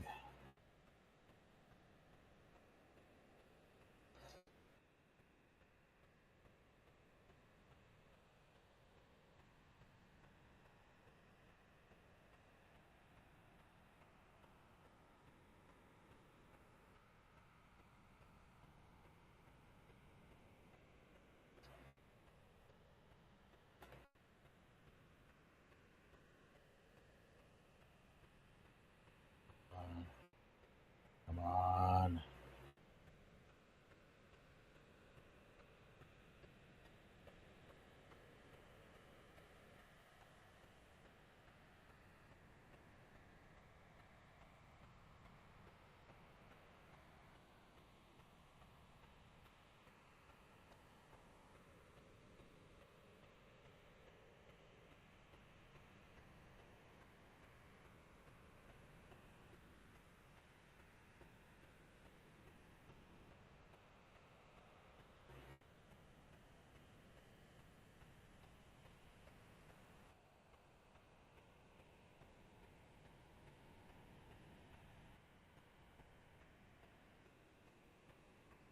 Come on, man.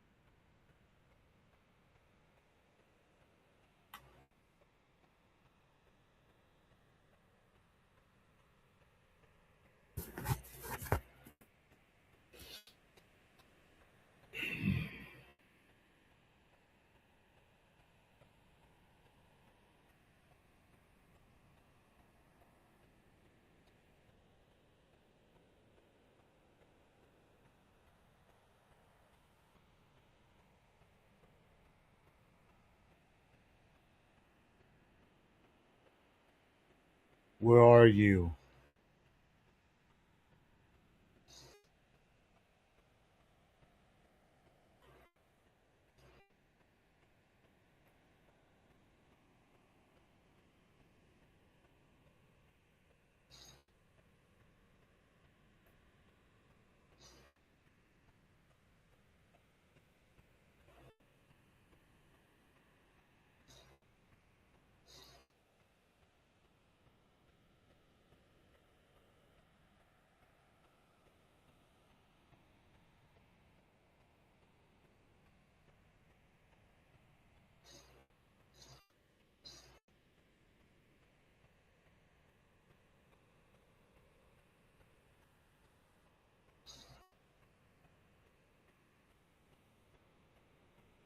I prefer taking on a fucking bear than spiders. I know those fuckers are more hidden.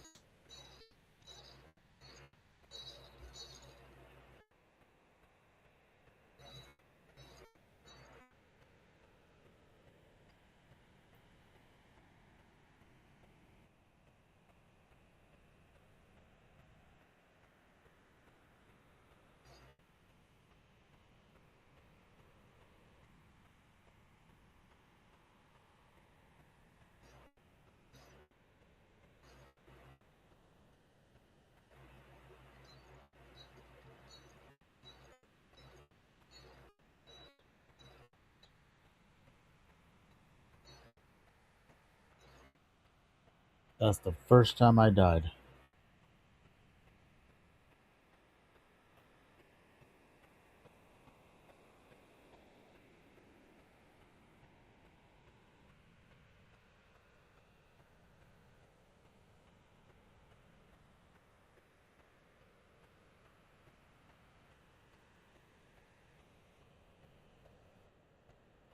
What the fuck? So it doesn't matter where he's at. Let me see this.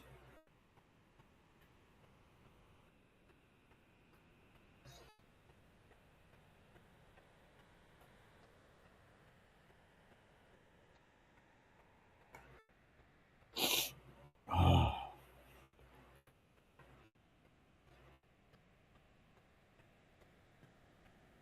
and fucking spiders.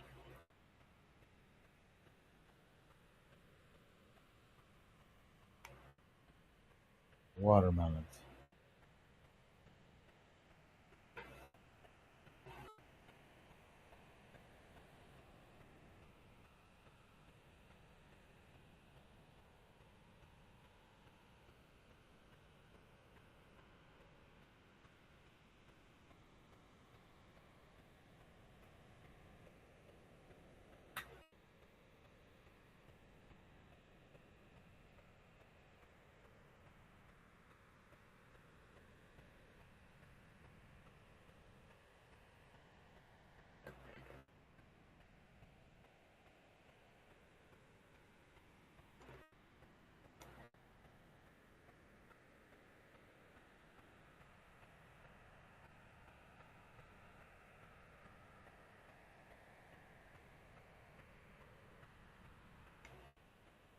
I saw a little white window that means something is loading.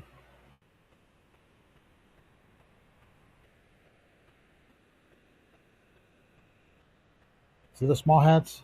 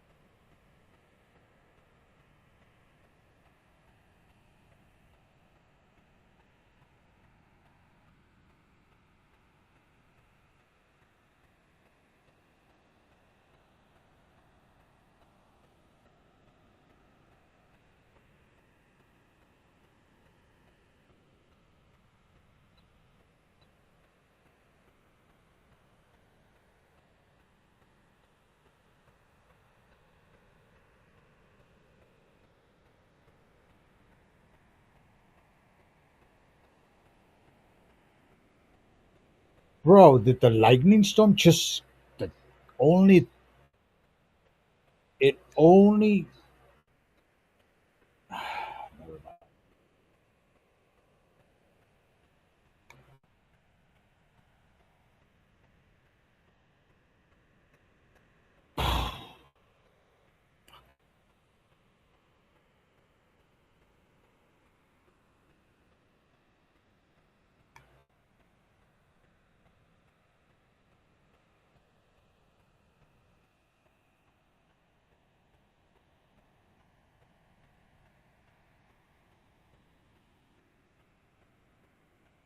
damn, it's still doing it?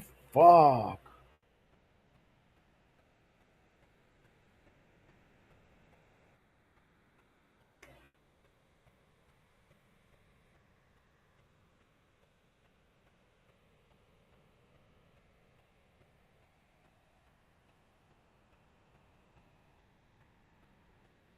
Bro, what the fuck?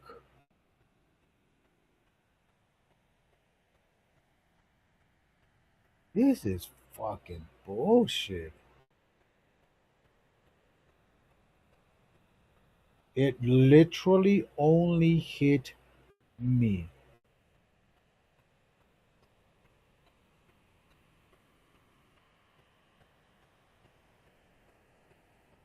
If this is bad down here, I can only imagine up here.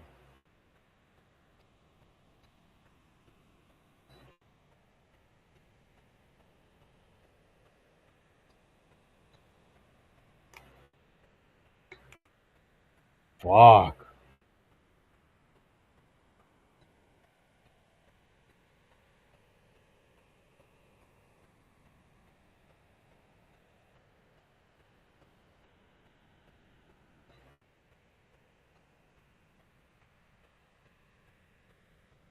What the hell? So it was worth it.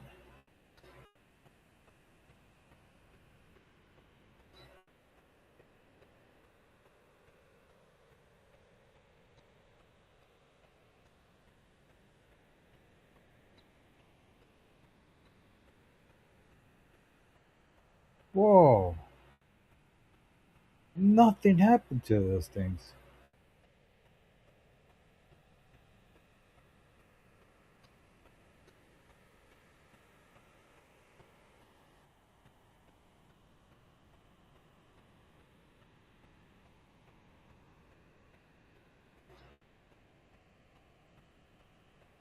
Nothing happened to them.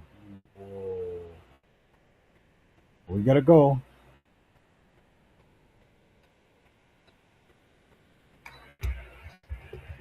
Didn't I just?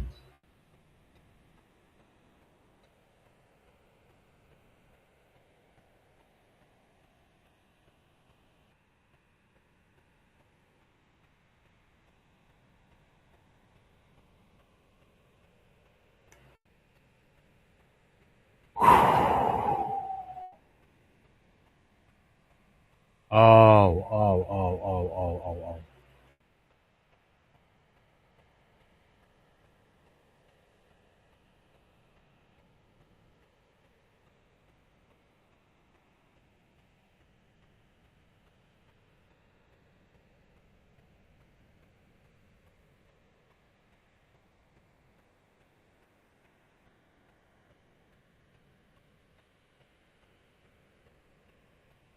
How?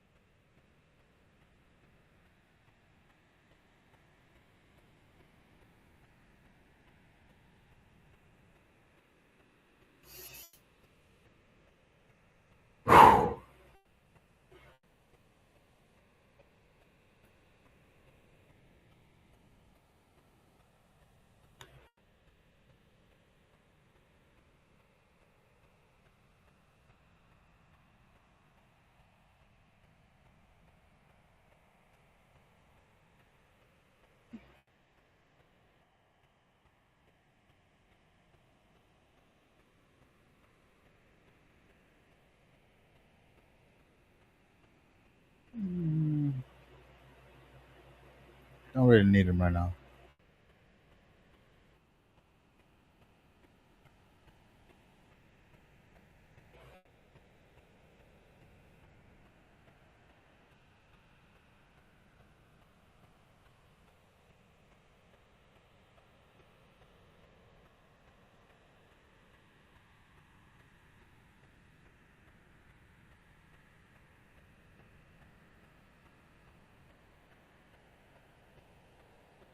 Oh man.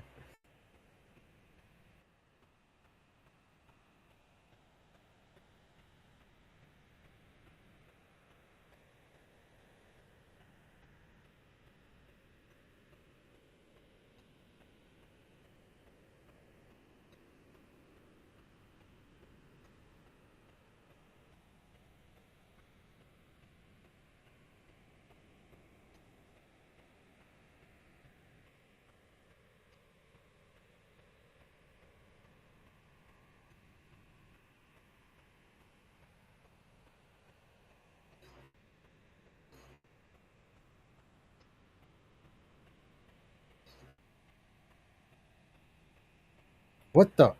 Oh.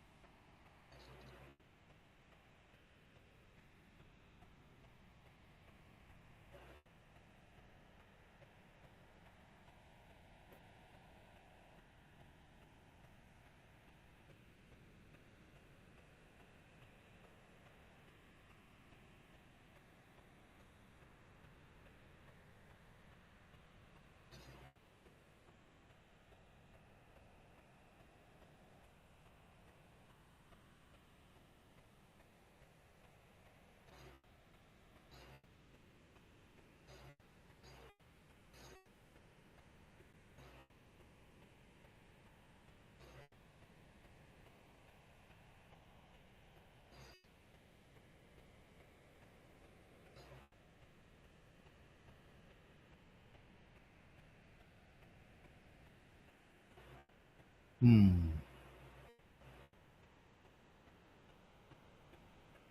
I gotta go. Oh, let's go this way. Maybe I can find some. How much watermelon? 2, 4, 60.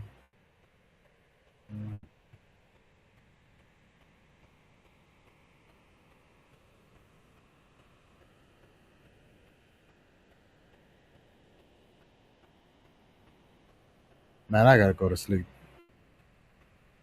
Got work tomorrow.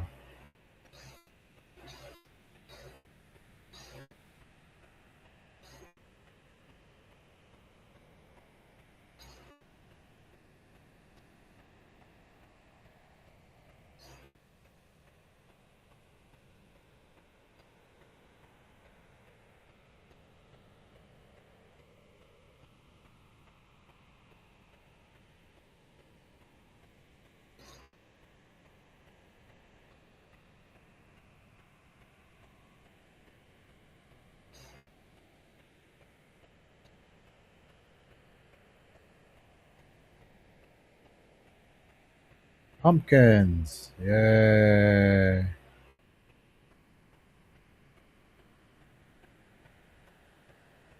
55.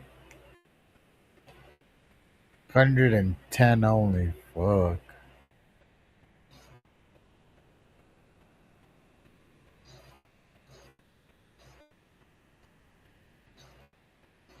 Not gonna lie, that really pissed me off when I died. And then I got back and they were all gone. I was like, fuck.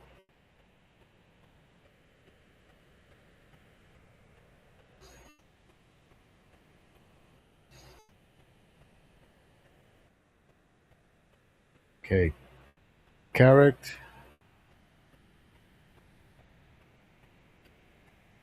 Carrots.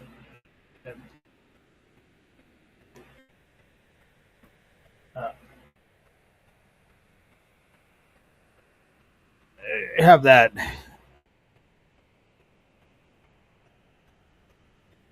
Are you kidding me?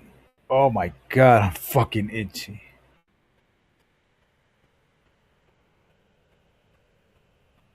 No, I'm gonna go fucking.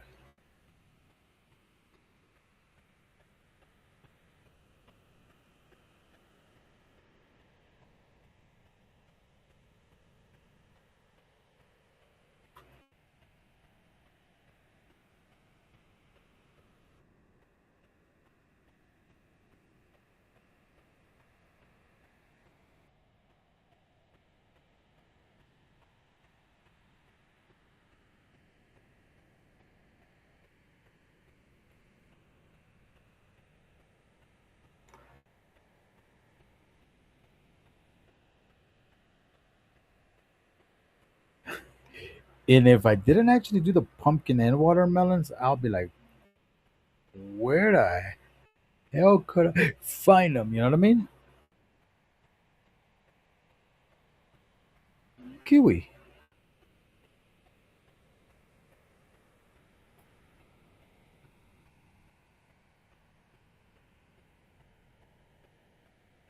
Since the water pump is gonna be there. All right.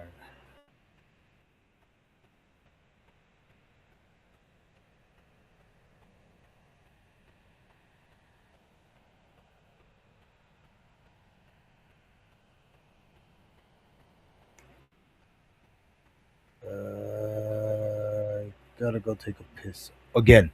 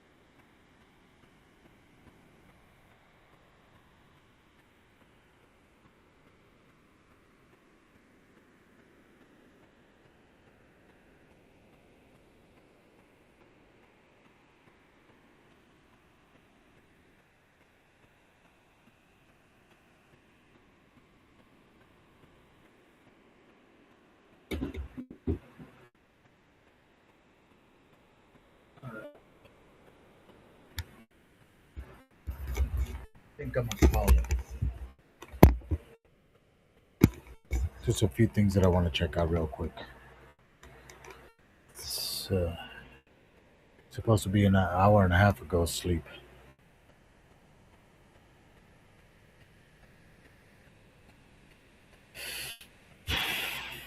Can't do that. I,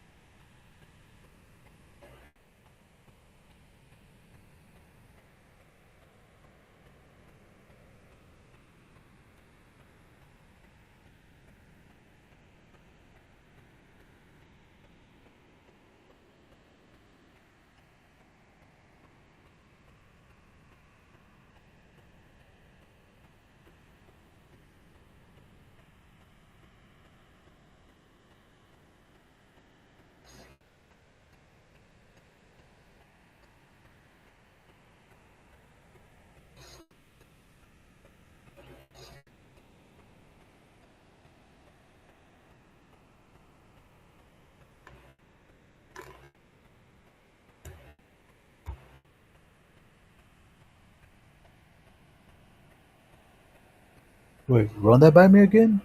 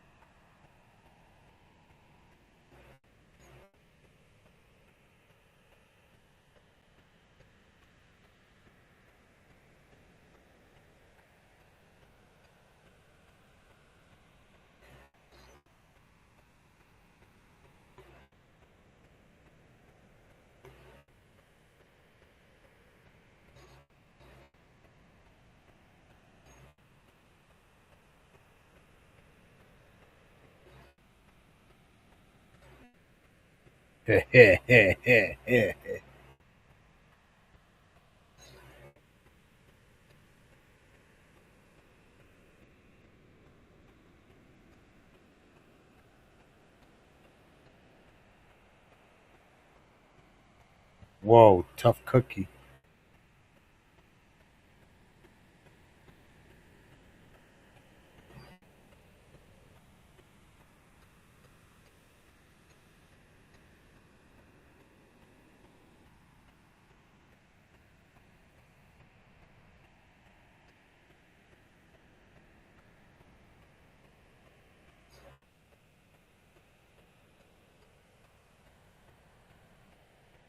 Can't believe I still got dirt.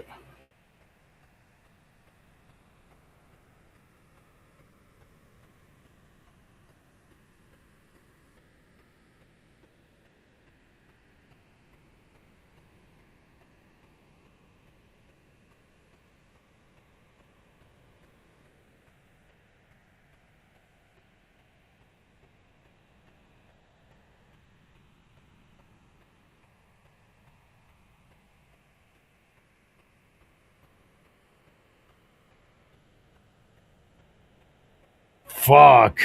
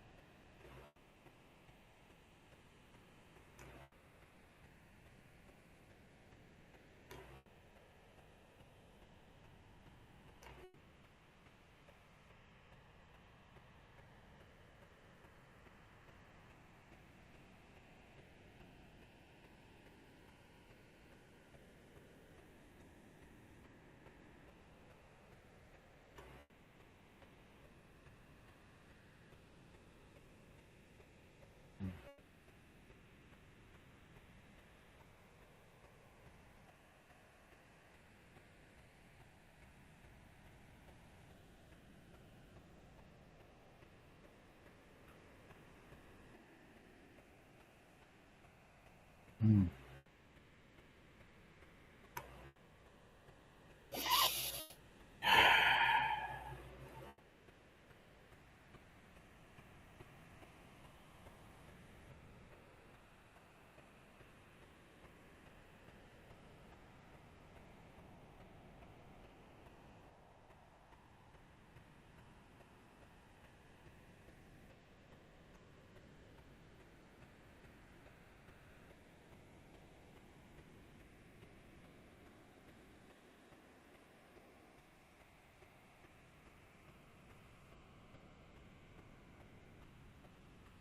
Oh,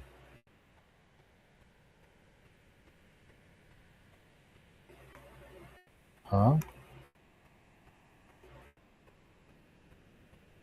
Wasn't aware of that.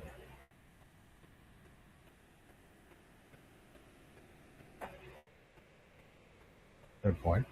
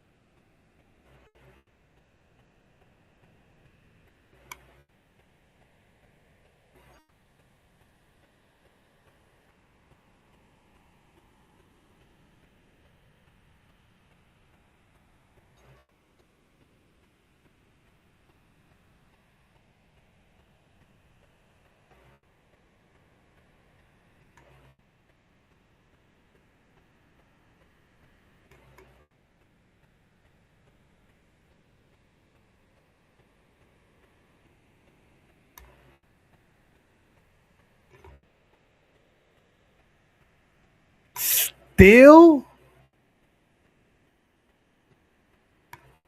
Fuck, dude.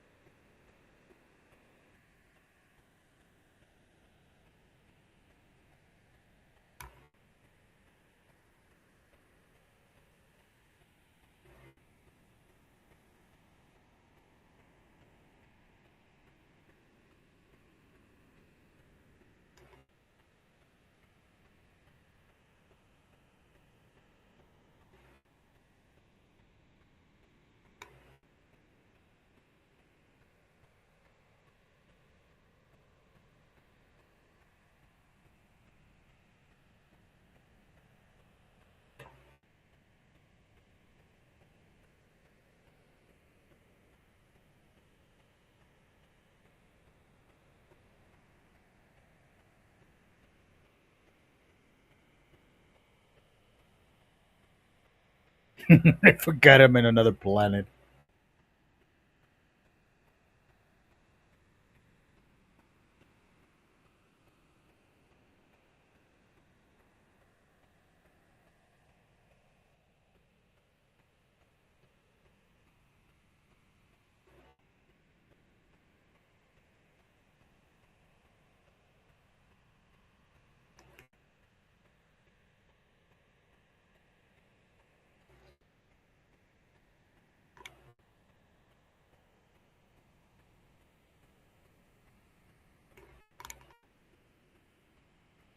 Oh man, there's always something missing.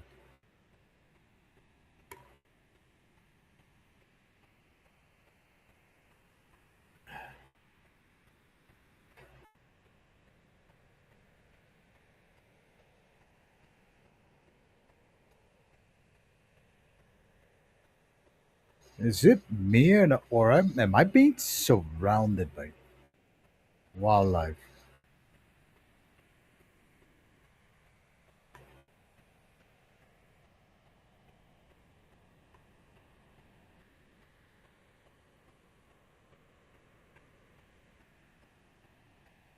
No, no.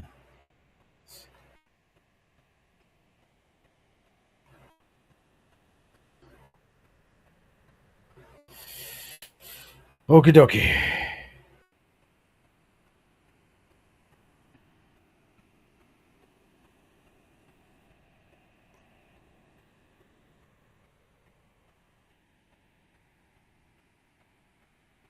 See? It's a fucking bear.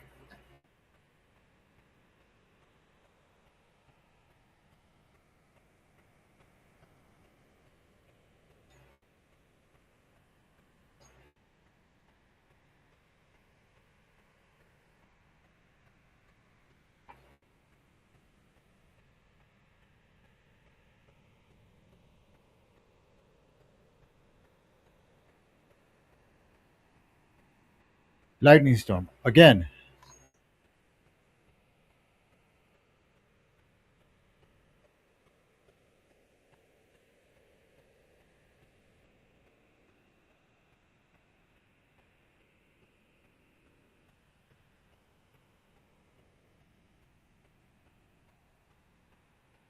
Can I? Fuck, man.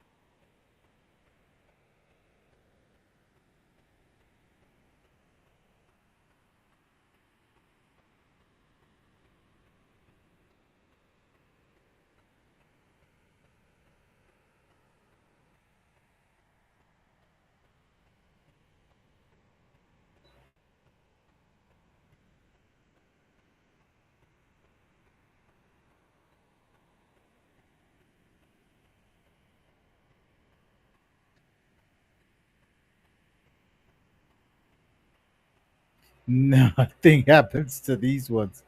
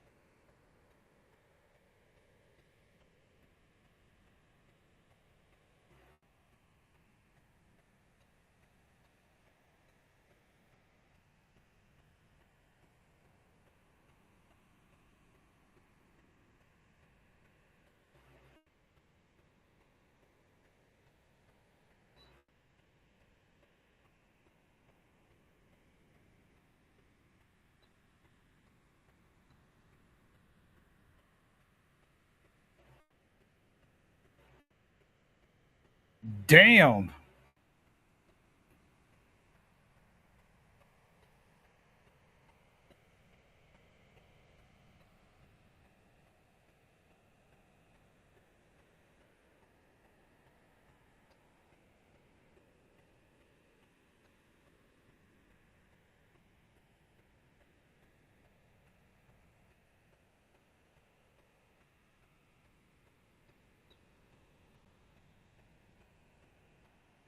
What again?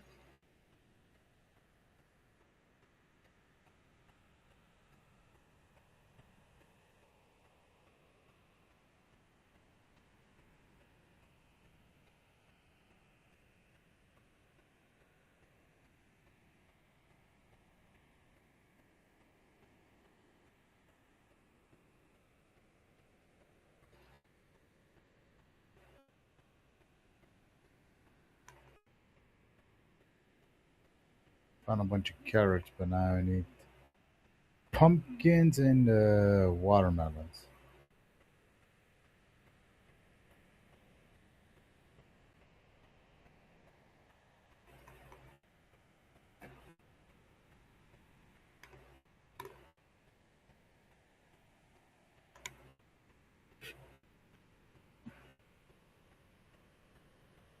Fuck, bro.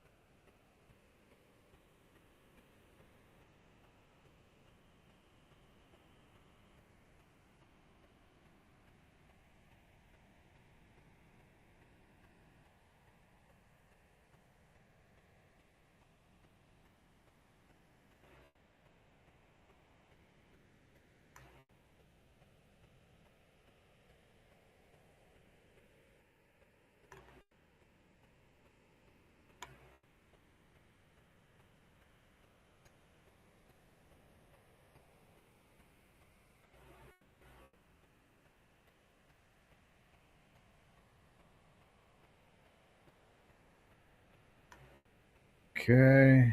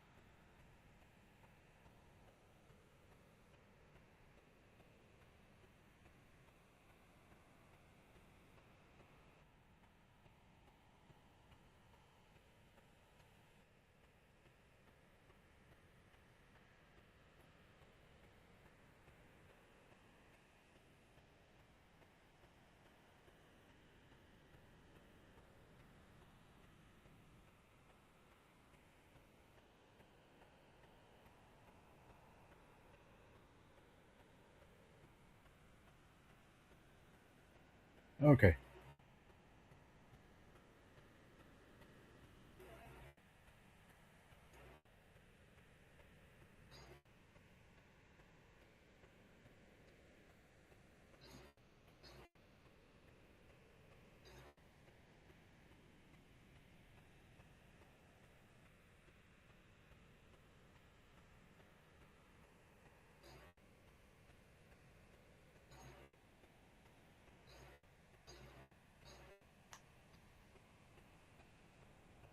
Oh, whoops.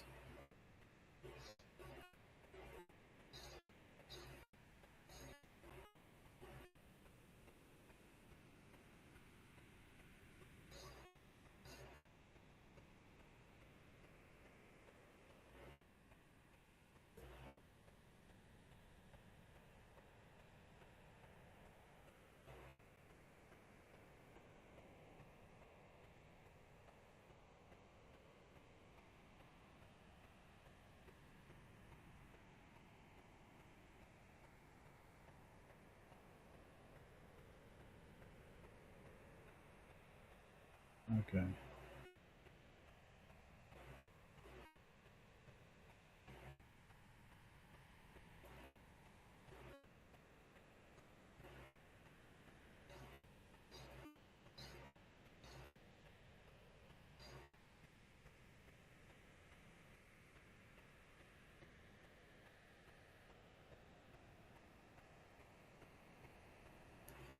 I don't have any watermelons. Oh, or pumpkins. I'm gonna have to go look for them. Fucking.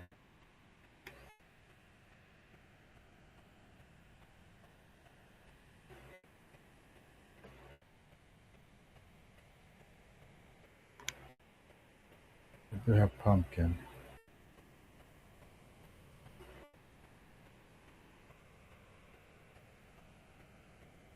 Just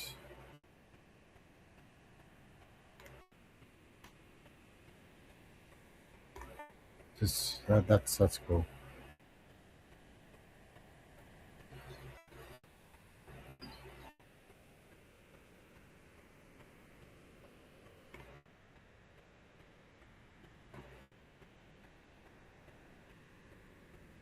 That's not on, is it?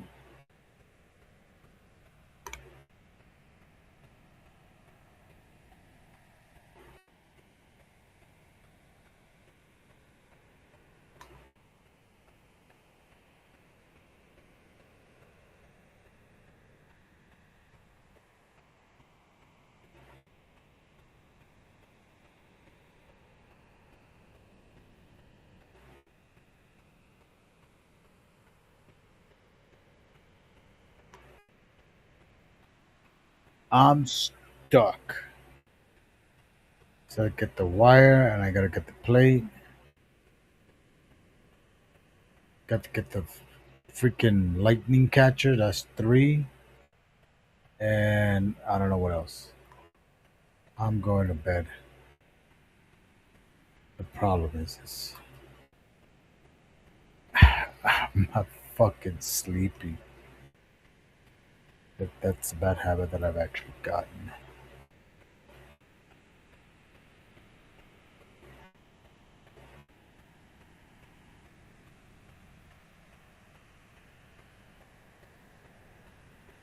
I'm gonna switch all this stuff out.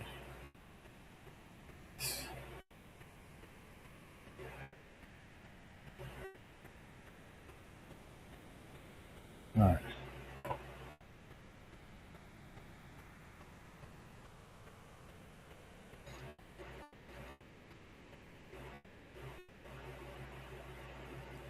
Then I gotta get the farming.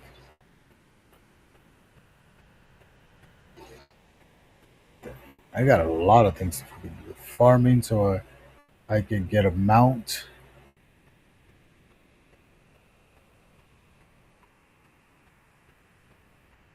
Pumpkins and watermelon. Well, let's go look for them real quick.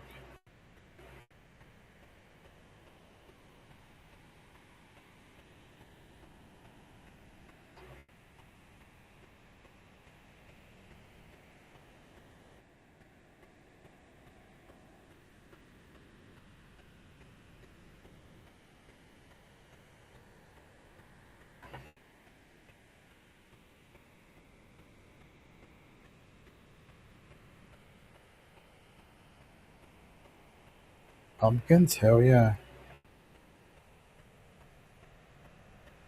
23, right? 5, 8.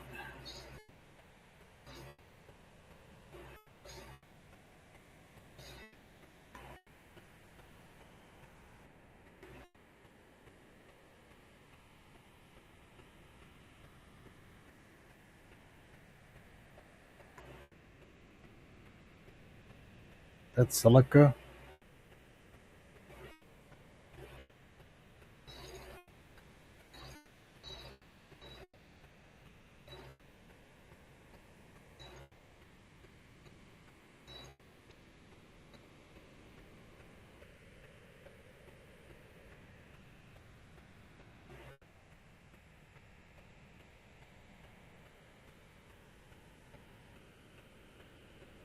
Watermelons. Watermelons. I got the carrots already, so let me go dump these and look for the watermelons down there. Maybe here?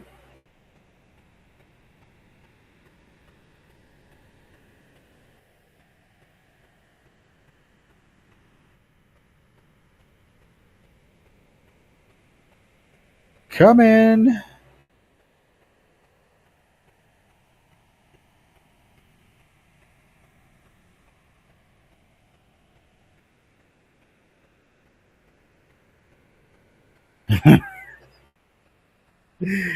I remember I did this in my other character.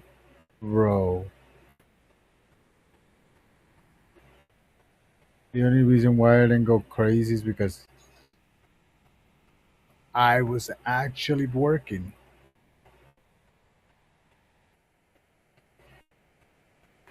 I am going to go to bed. I need to stop this whack system that I'm currently having. Mindset.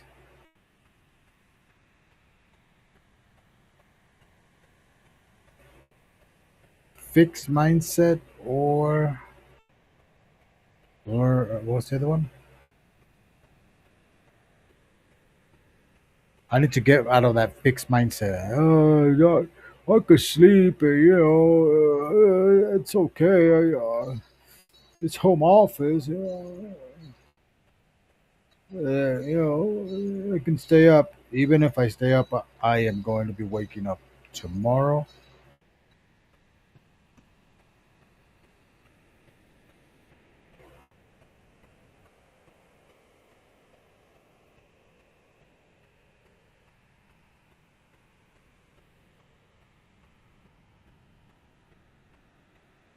Hmm.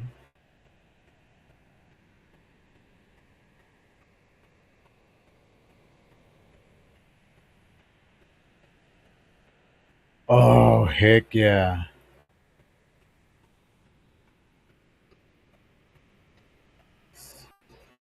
10. That's all I need. Take one for good luck. Hmm. Growth mindset. I gotta have a growth mindset.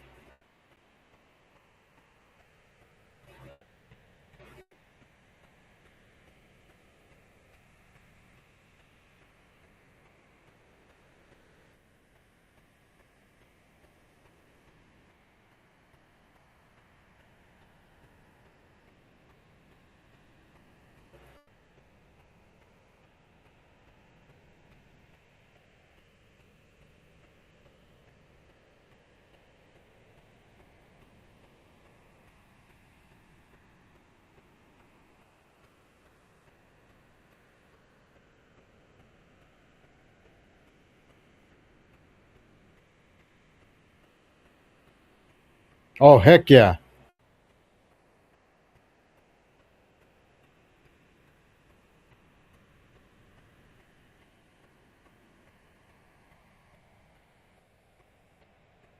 Mm.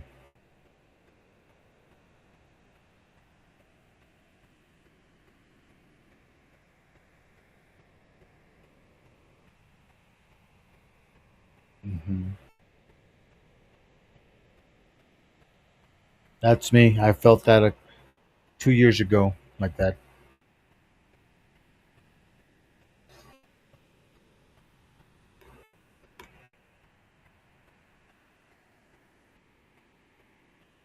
Hmm. Hmm.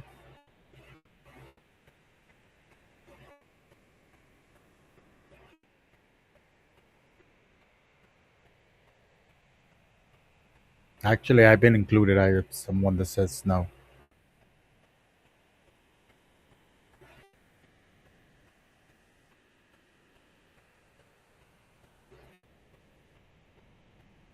No, no, no, no. I don't think like that. No, no.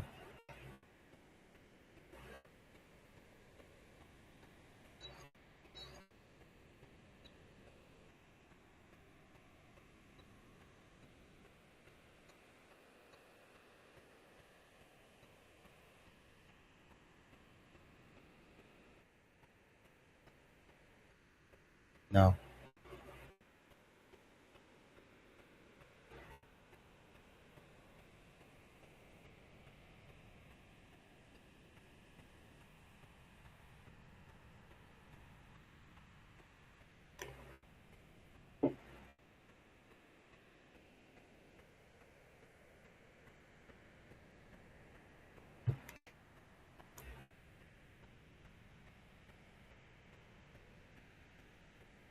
No. I actually seen those people that stand out in my line of work. They're all fired. All of them except two.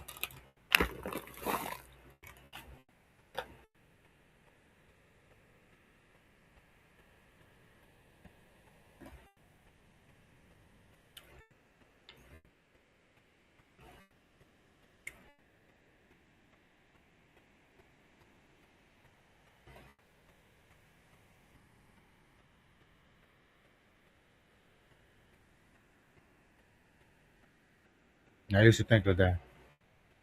Hmm.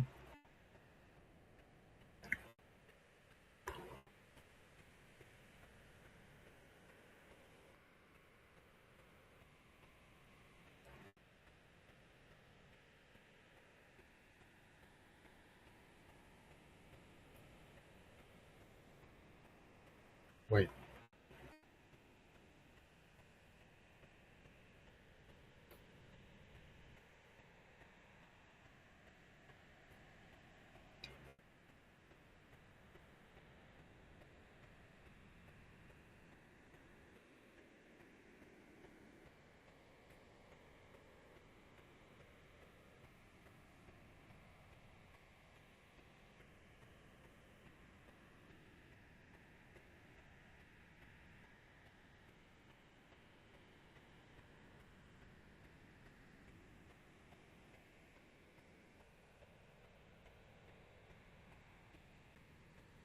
That's the thing. I'm in a fixed mindset environment.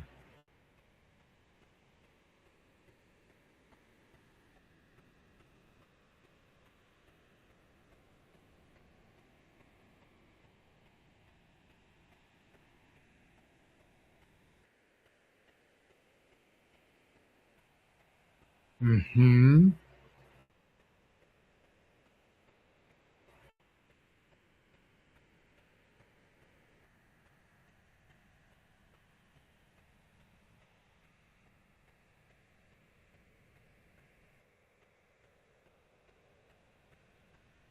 What? Oh, wait, no, no, no, no, not one more. Three more.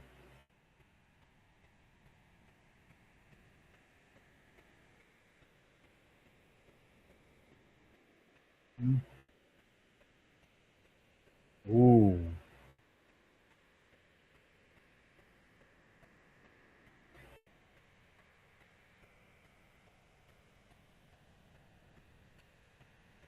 Huh?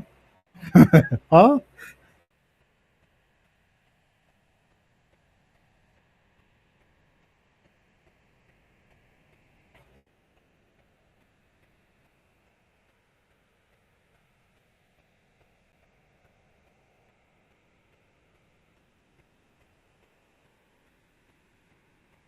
Ooh.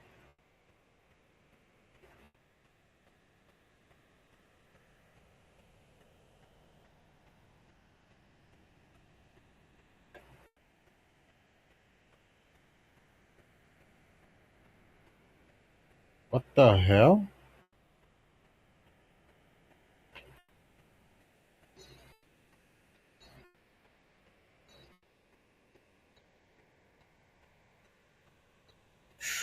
Ooh.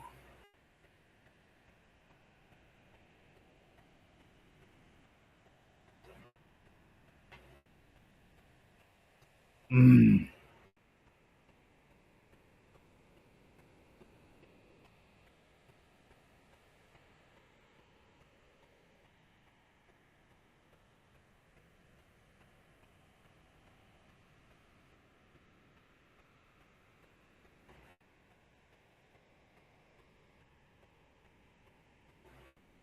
Mm.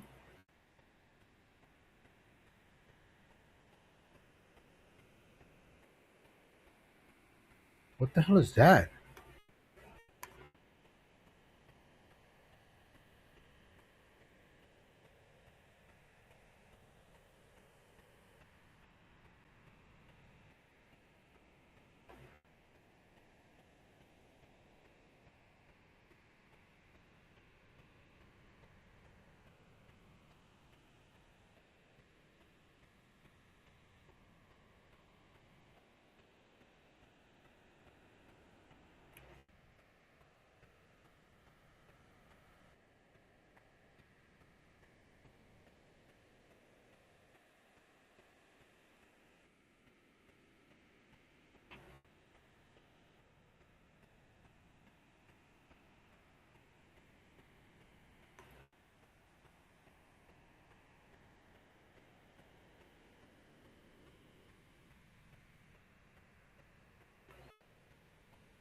Okay.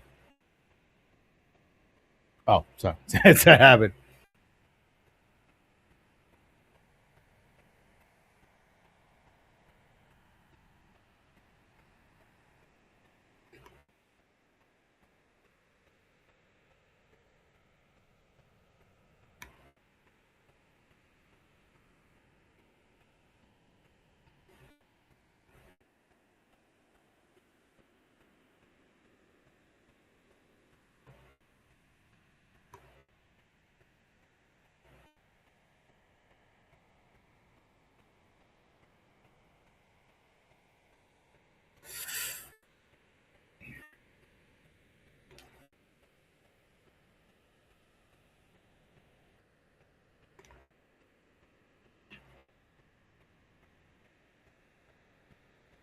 I forgot I had to make that.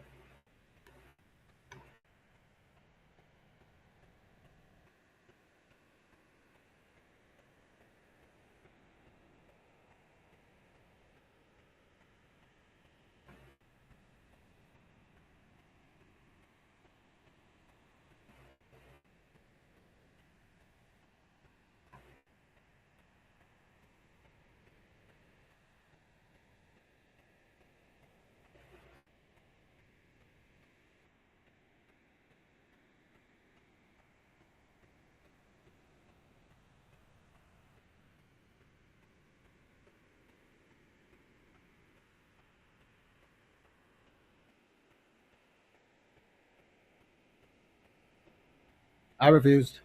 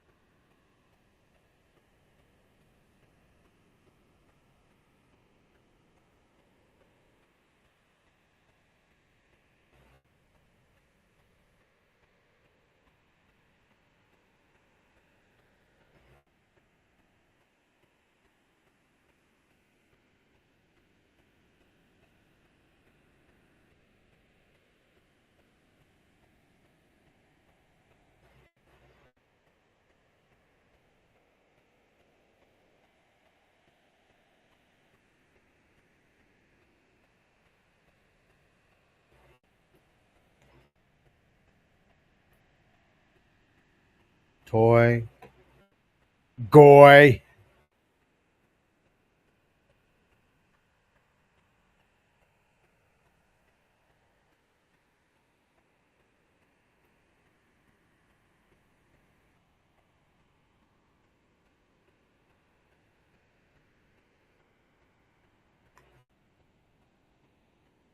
Oh shit.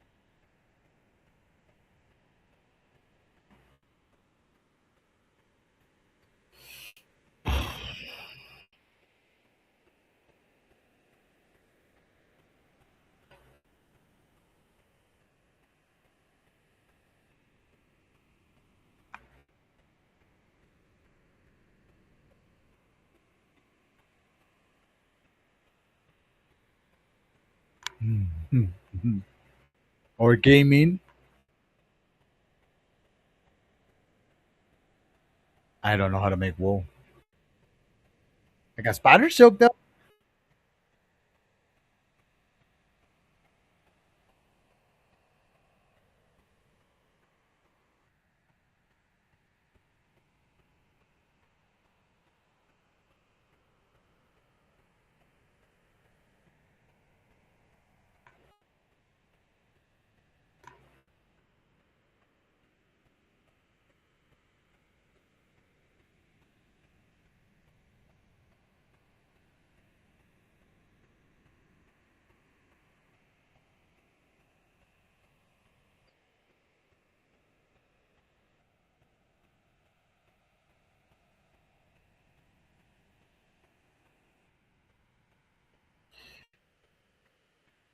Damn.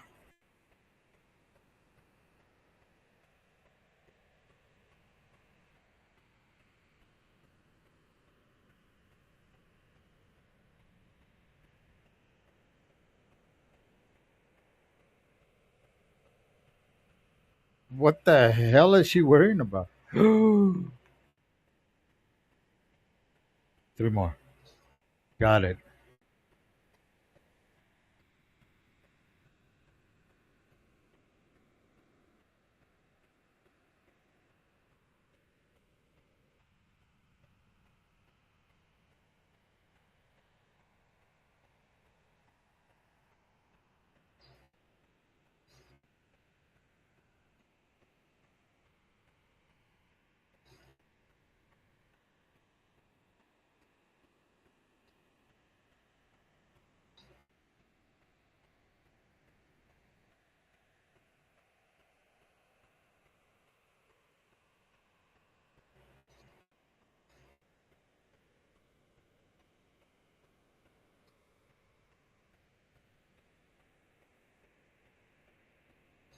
Yeah, when girls have a good father, they always want to do that.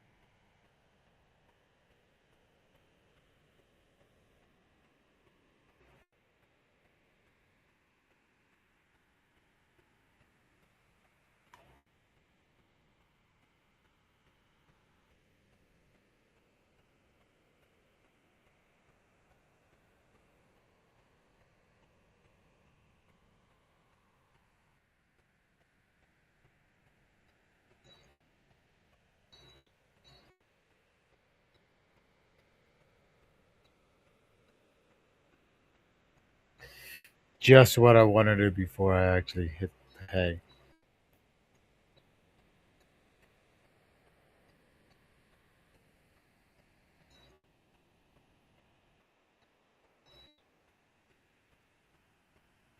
However, I do feel like merch.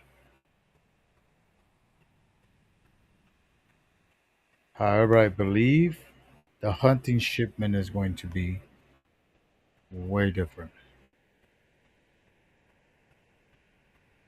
Wait, what am I doing? I'll drop this off and see, get over with the hunting.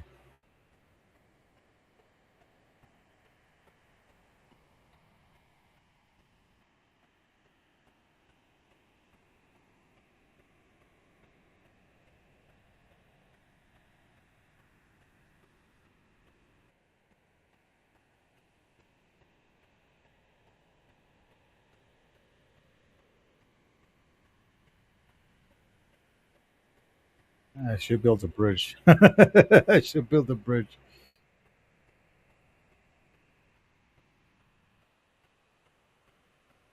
Oops.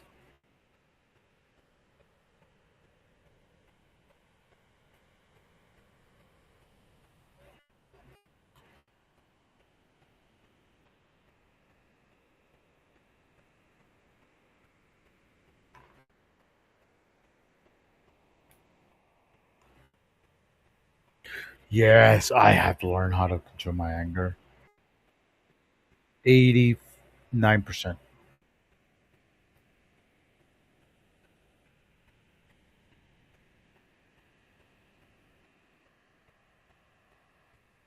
Oh,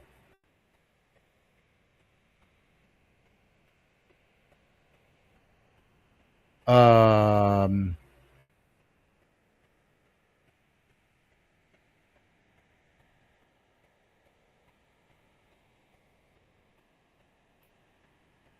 yes, I was.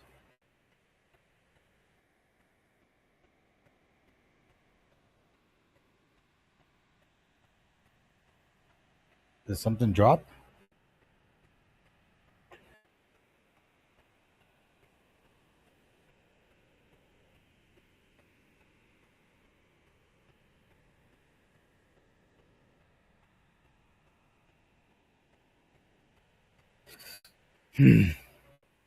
Battle!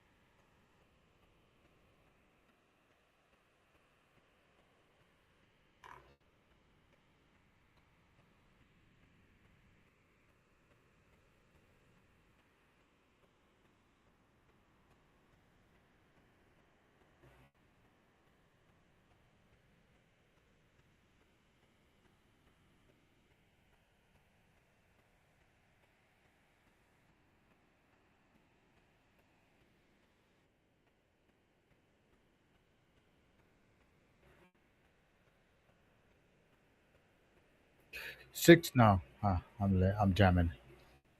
All right, I am out of here. Fucking sun come out already. Well, light at the sun.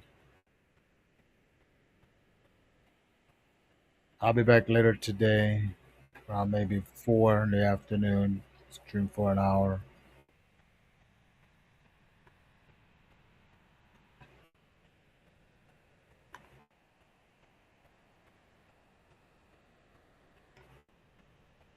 No, I don't need that.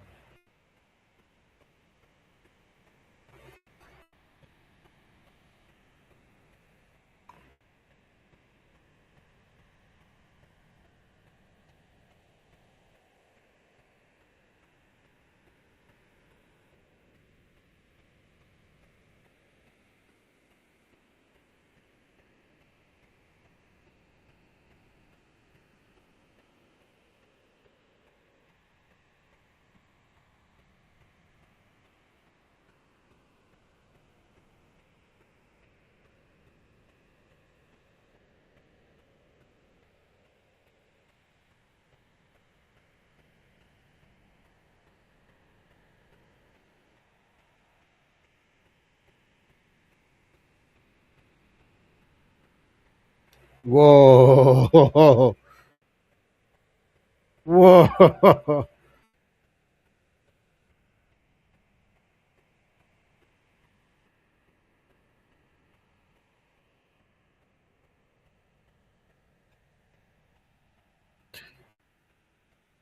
Duh.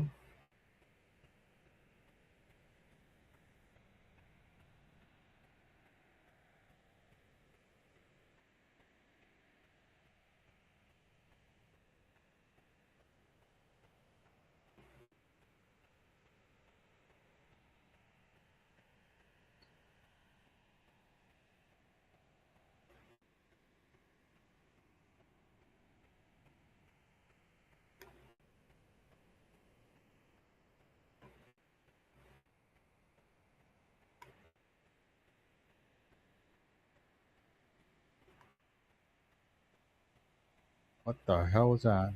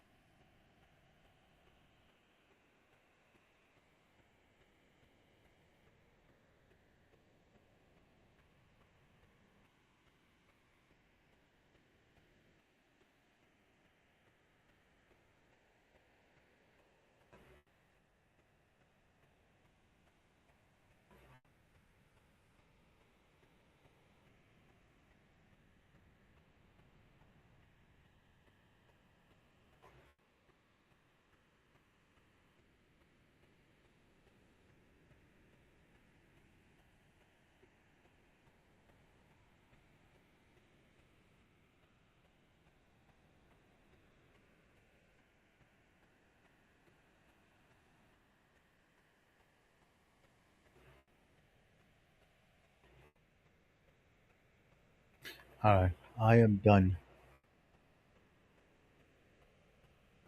Thank you for stopping by. Drop a like, click a follow, and remember to level up. It's always a PvP in IRL.